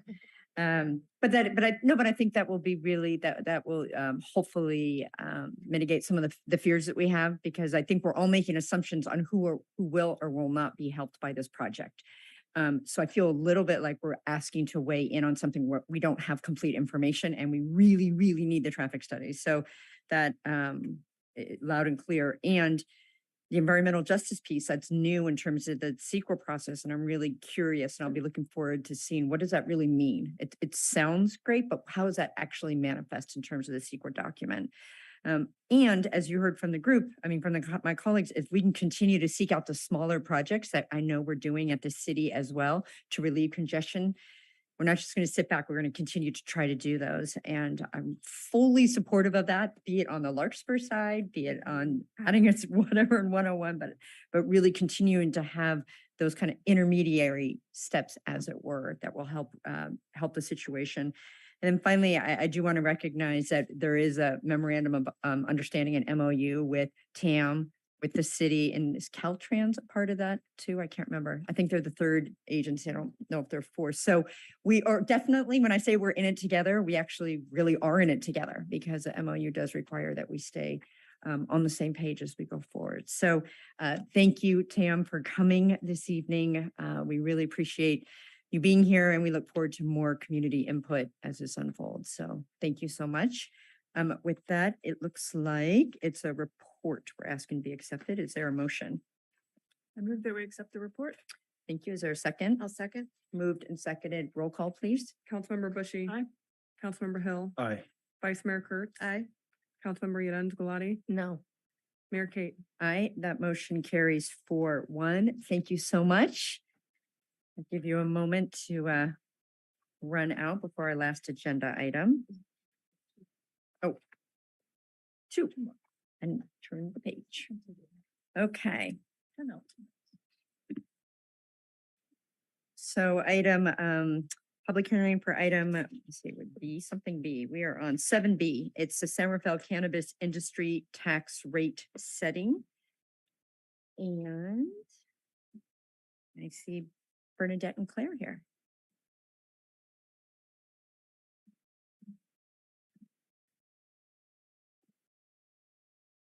All right, and I will note that we have, this is a cross-departmental presentation. So Claire Coleman's with the Finance Department, and Bernadette Sullivan is with the City Manager's Office. So welcome. Go ahead. Good evening. Thank you, Mayor and Council members. Bernadette Sullivan again with the City Manager's Office, here to present on the City Cannabis Industry Tax Reduction, a recommendation to cut the current delivery tax in half. Okay, so some background. In June 2018, San Rafael voters approved Measure G, which imposed a special business tax on business engaged in commercial cannabis activity in the city. The ordinance authorizes the City Council to adjust the tax every 2 years by resolution. The rate is set by the council and may not exceed 8%. Currently, the city taxes cannabis businesses at rates based on state licensure type. So the state license type tax rates in San Rafael are delivery, non-storefront retail, infused products, cannabis testing labs, and distribution. So taking a closer look at the challenges, cannabis businesses, they face significant capital requirements without access to traditional lending banking systems, costly compliant measures, competition with the illegal market, as well as relatively low profit margins, along with high operating costs and significant business taxation.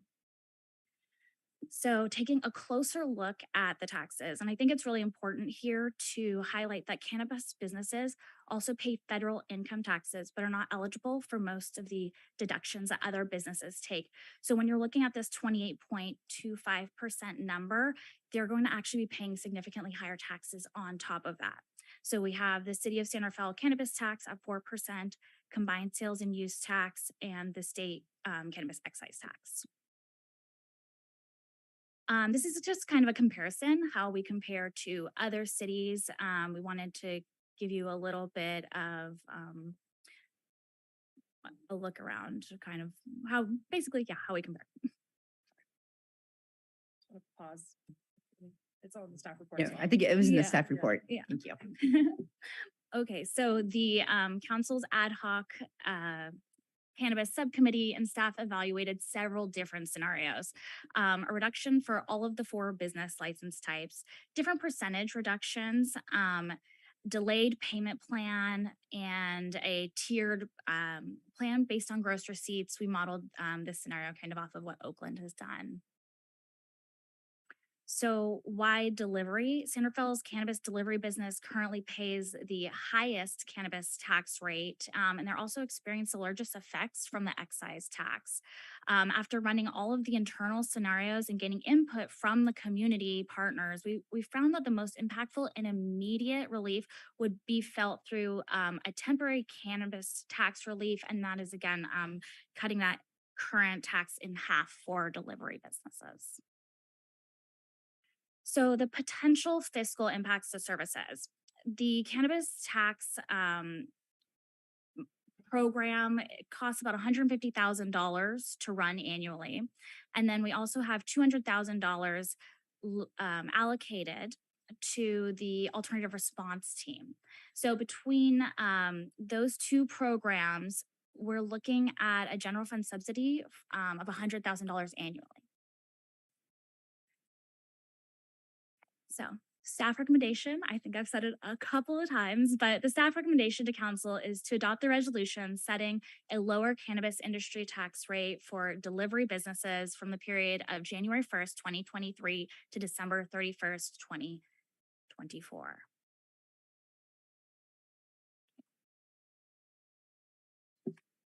Thank you. I didn't know, Claire, if you were gonna get in on, no, okay, you're the. Thank you. Okay, fantastic. And just for clarification, the ad hoc subcommittee was Councilmember Hill and myself. So, Vice Mayor, any questions? I just want to make sure you've indicated that it says temporary, and the temporary is, that term is used because of the 2-year Yeah. perspective. Okay. So yeah, every 2 years, the town council can go back, and so you'll have that opportunity.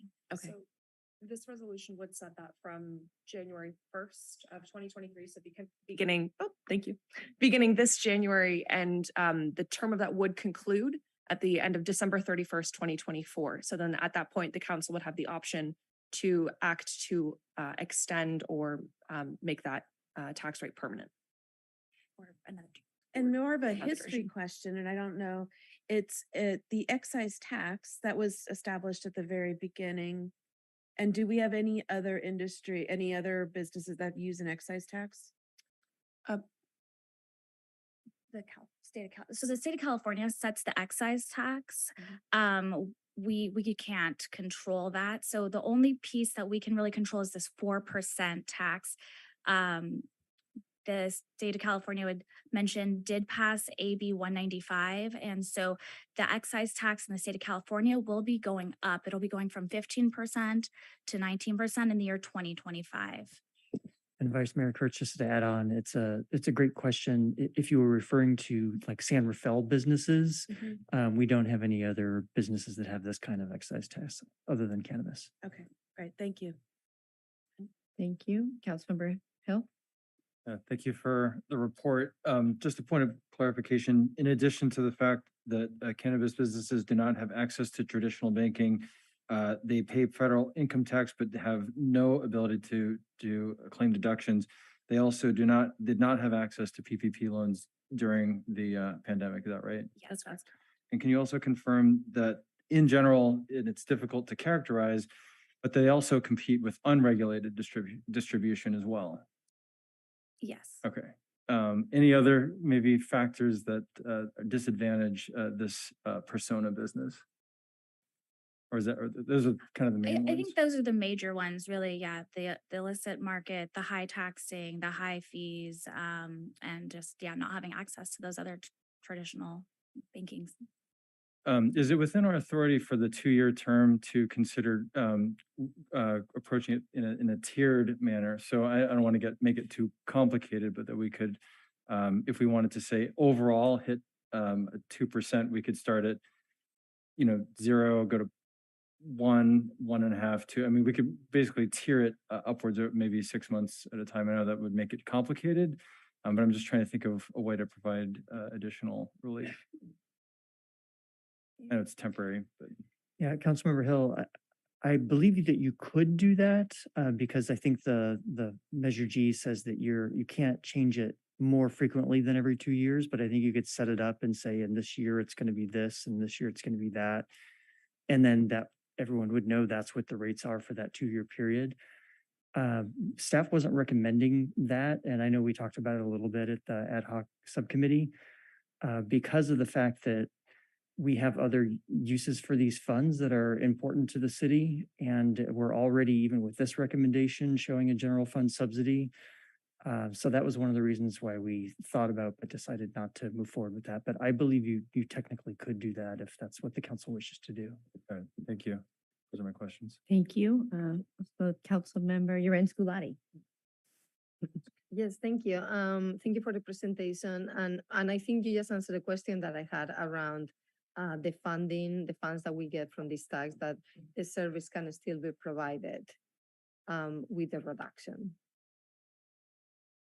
Is that, yes.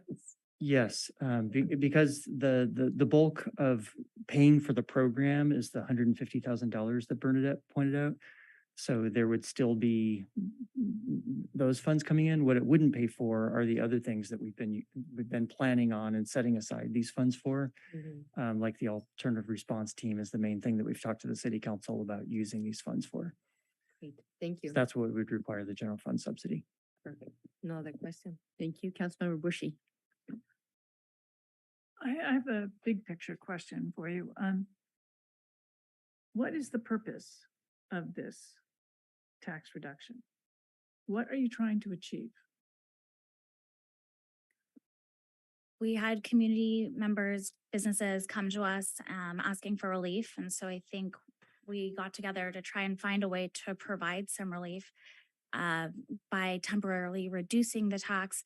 We can see if we're actually making a difference and meeting that goal, and then council can reevaluate that after the 2 years.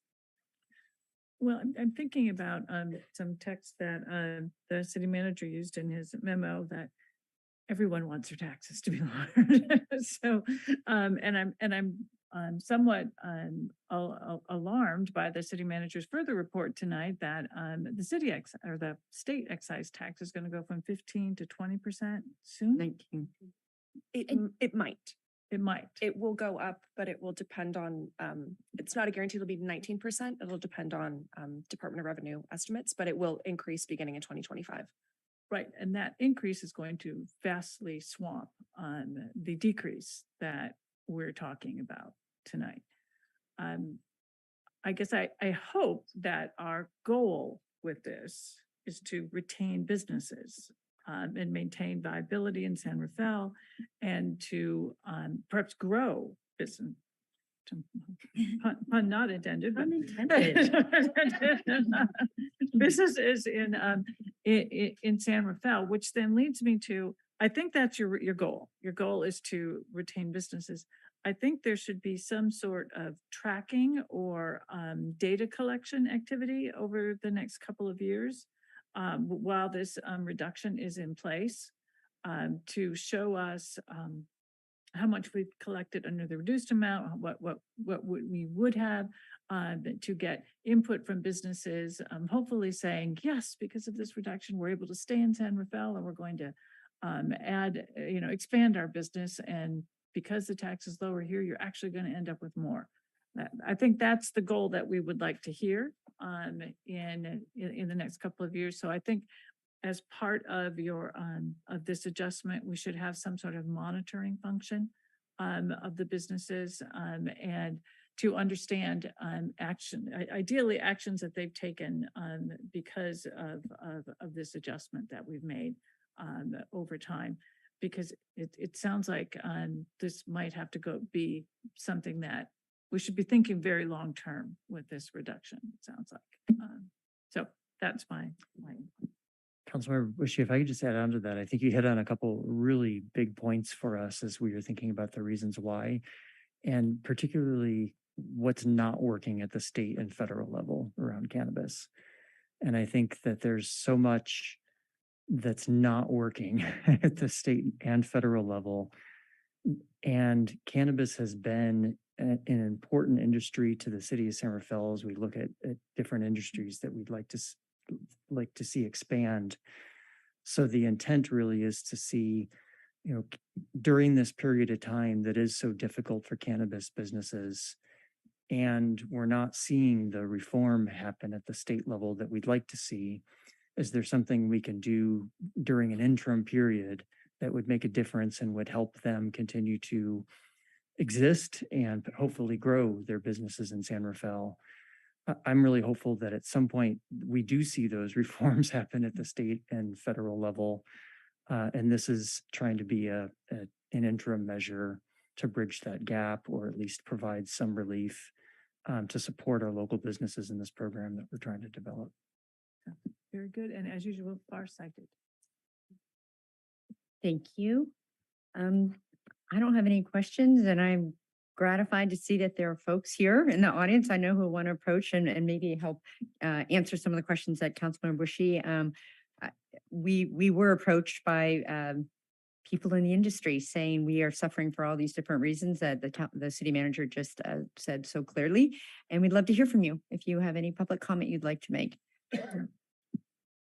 Hi, Nareet.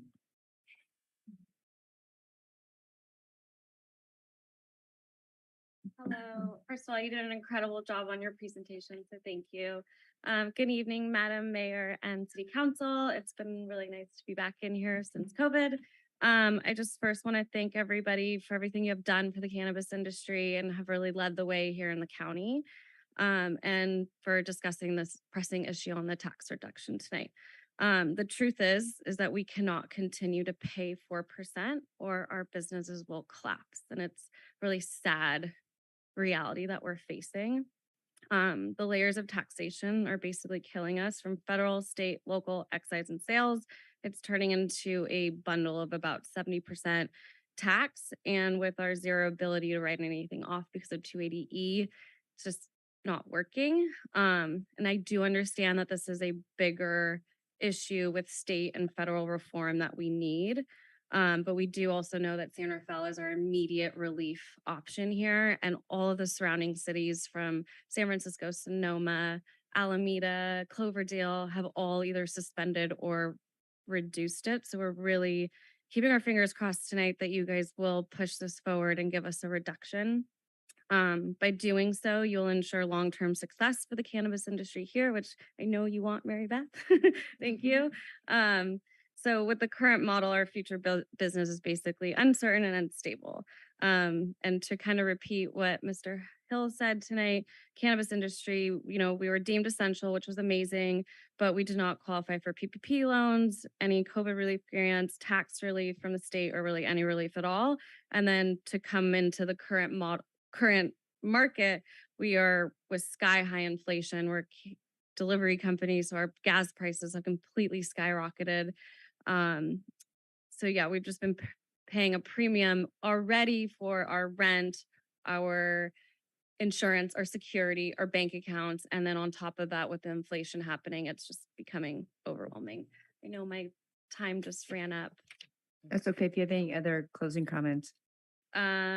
I just wanted to say thank you, Jim and Bernadette, for taking my calls the last 7 months, and Mayor Kate, and to Danielle O'Leary for not being here today and out of here, but she has really been the one to make this industry happen for us. So let's keep it going. Thank you. Thank you so much. Yeah, and I appreciate you mentioning Director O'Leary because she really was instrumental in setting this program up. And I know before she left, she actually started this conversation about the reduction. So Yes. thank you for Thank you, guys. clarifying that.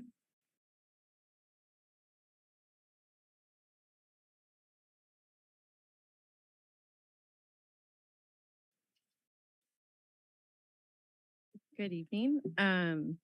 My name is Danielle Span, and I am one of the co-founders of Moonflower. So we are also one of the cannabis delivery services here in Marin.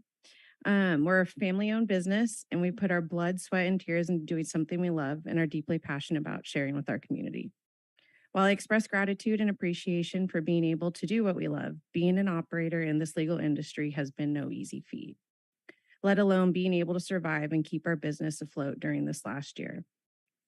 I would like to first thank and acknowledge the work and due diligence the city has done in gathering information to gain a better understanding for yourselves of what is happening in our industry and how it's impacting small businesses. The more we understand, the better we can work together to solve the current issues we are facing. Things are getting harder every day, and I'd like to take a few moments to point out key issues that have created incredibly difficult challenges and uncertainty. The taxes. As you all know, this is the heaviest burden that we carry. Not only do we pay the 28.25% in local, state, and excise, but that does not also include federal. With cannabis still being illegal at the federal level, we have zero deductions because of the tax law 280E. So in a calendar year, we are getting taxed at a rate of about 60 to 70%. Being in this industry, everything comes with a premium price, whether it is rent, having a bank account, our costs are exponentially high. Not to mention, to the state, we can pay as much as $14,000 and up just for a license. The current state of the economy has also had a massive impact on our business. And while we fully acknowledge and know that this is impacting every individual right now, this coupled with the other key points I have mentioned have just created a perfect storm for something that is not sustainable. With inflation at an all-time high, this has had a heavy effect on our sales. And when you take that into the account with the heavy tax burden, it doesn't leave much room. Lastly, I know I ran out of time, but we don't also have any, like Narit had mentioned, any additional like financial assistance or relief. And if there are things out there, the interest rates are extremely high. They run about 18% and higher, which is just not sustainable. So thank you for your time, taking this into consideration, and yeah, hopefully we could have some reliefs. And so this provides like a sustainable path forward. So thank you. Thank you for your comments.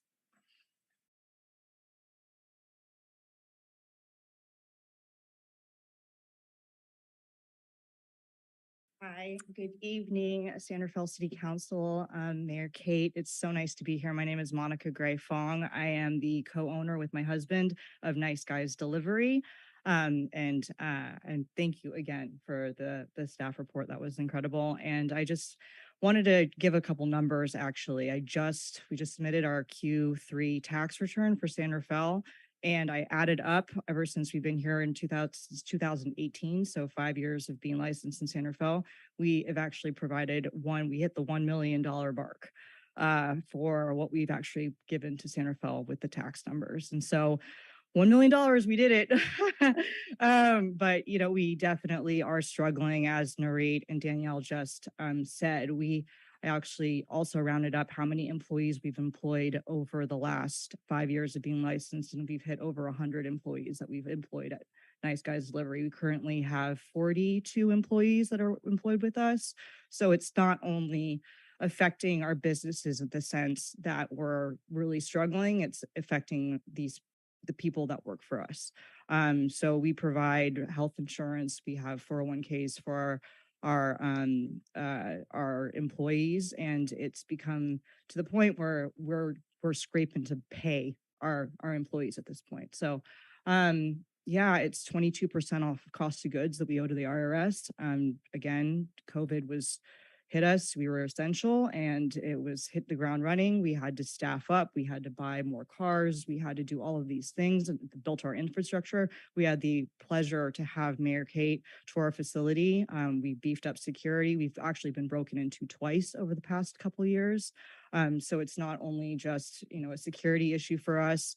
It's just gotten to the point where we're really struggling to provide payroll. And yeah, and that's really all I have to say. But thank you so much. Thank you, Monica. Anyone else in the chambers? Not seeing anyone. Is there anyone online who'd like to comment on this item? I see no hands raised, and I'll give everyone a couple seconds.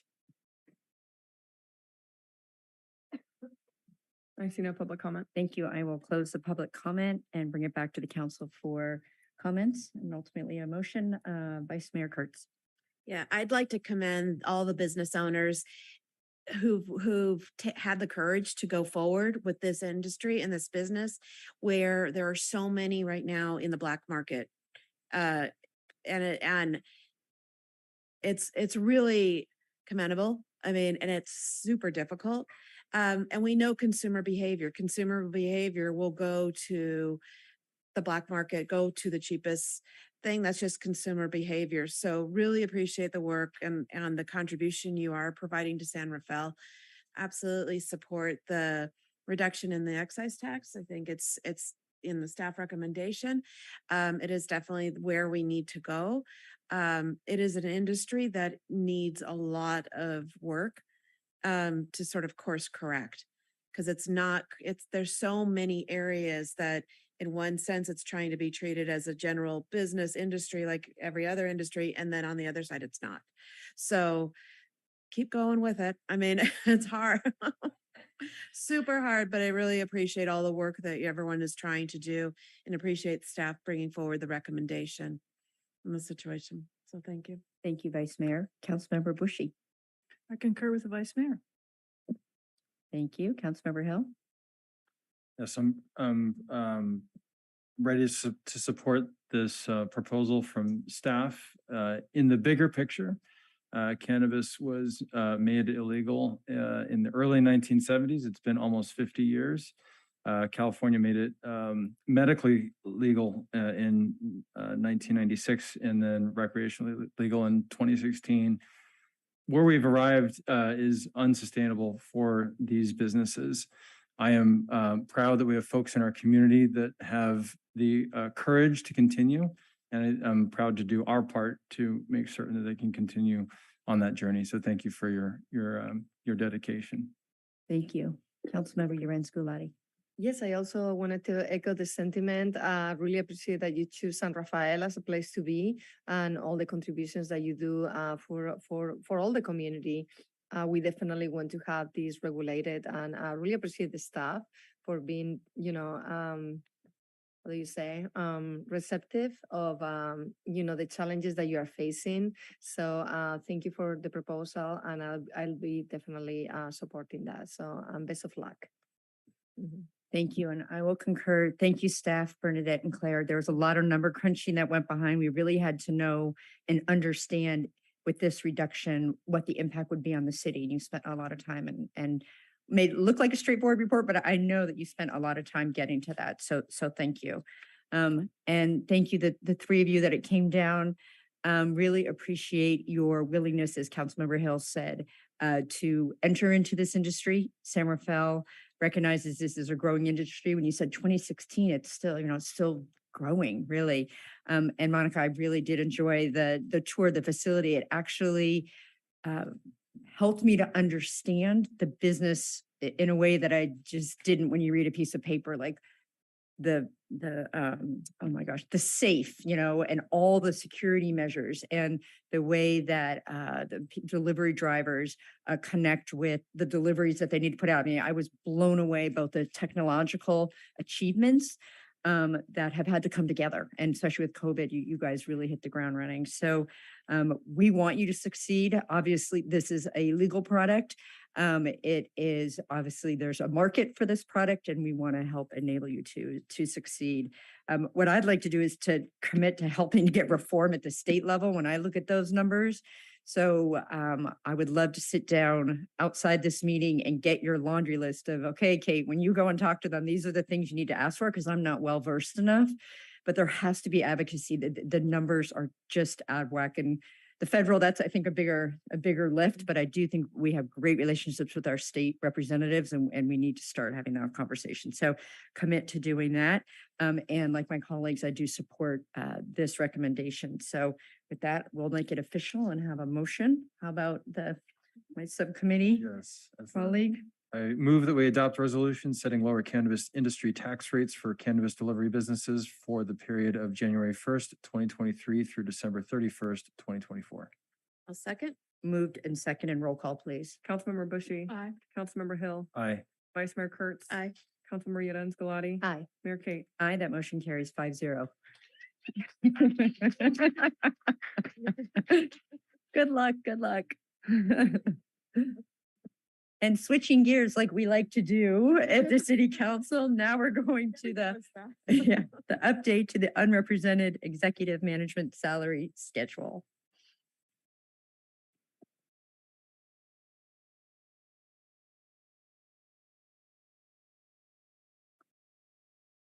Right. Good evening. Director Mayor Tia, hey, King, nice to have you council here. members. Thank you. So tonight I'll be joining you wearing my human resources hat, which is not one I've gotten to wear while presenting to council, as it's mostly been finance. So this is an exciting new adventure. So as you're aware, our esteemed city manager announced his retirement effective July 2023. Given the current highly competitive job market, an increase in vacancies of these high executive management level positions, the recruitment firm that we're currently working with, Bob Murray and Associates, advised San Rafael to review the city manager compensation to ensure that we're able to retain the most qualified candidates. So based on this review, we listened and we did the analysis. And based on this review, the city manager in San Rafael is paid slightly less than regional peers of similar size and scope of services. So to align the compensation with the peer cities analyzed, staff is recommending an increase of 4% to the base salary, which is approximately a $10,900 annual increase to the base salary and results in a $17,000 total compensation annual increase. And so staff also recommends that this be effective retroactively to July 1st, 2022. The funding for this is the general fund, and it will be absorbed by savings that we're currently seeing. With that, I'd like to recommend that you adopt the resolution to set the salary range for the city manager position for the upcoming recruitment and apply it retroactively to July 1st, 2022. Thank you. Any questions, Vice Mayor? Councilmember Hill? Yes, I have a question. Thank you for the presentation. My only question is this, and I think you may have said it one way, but maybe I can make it more explicit. If we do not proceed with this, this would impact our ability to attract and retain talent. And would it also, maybe I'll make it a second question. We'll just start there. Yes, so what we're seeing is the pool is already very competitive and the qualified city managers are getting swept left and right by other local agencies that are able to pay more. Thank you. And my follow-up question, I was going to try to put it all into one, but I think it's better to do two. Would you say that this also resolves and alleviates a compaction issue? And if so, can you elaborate on what compaction is? It does. We've been trying to work on compaction issues over the last few years, so this definitely helps. We have taken a few steps in the right direction with some suggestions and implementation that we brought along with budget. So this takes it one step further and helps with the compaction, yes. But really, right now, we're focused on the recruitment and making sure that we're able to get the most qualified candidates. And can you elaborate on what compaction is? This is just for the public consumption. The definition of compaction. So essentially, the fact that the city manager or other directors, what we want to do is ensure that they're making X% less than the city manager currently we see compaction issues, across the board with managers, especially mid-management and executives, where we're really trying to right size the compaction. So we're trying to make sure that with overtime and other compensation, a mid-manager wouldn't be making more than a director, or a director wouldn't be making more than a city manager or an assistant city manager. And so we're trying to make sure that those percentages are spelled out. Thank you. Thank you. Councilmember Urans-Gulati, any questions? No questions for me. Thank you. Okay. Councilmember Bushy, no questions. None from me either. So I will open public comment. Is there any members of the public in the chamber who'd like to comment on this item? No one's rushing down. So is there anyone virtually who would like to comment on this item? I see no hands raised, and I'll give everyone a couple seconds. I see no public comment. Thank you. I will close the public comment and bring it back for either additional comments or a motion, or you can make a comment as you vote, however you want to do it. I'm happy to make a motion. I move that we adopt the resolution approving the adjustment of the compensation schedule for the city manager position and recruitment. I'll second. Thank you. Moved and seconded. Roll call, please. Councilmember Bushy. Aye. Councilmember Hill. Aye. Vice Mayor Kurtz. Aye. Councilmember Urans-Gulati. Aye. Mayor Kate. Aye, that motion carries 5-0. Thank you for all the work that you've done and that will be going forward. So thank you. We don't have anything on the successor agency. So as we adjourn, just remind everyone to vote tomorrow. That is a bedrock of democracy. So vote. With that, this meeting's adjourned. See you Wednesday morning.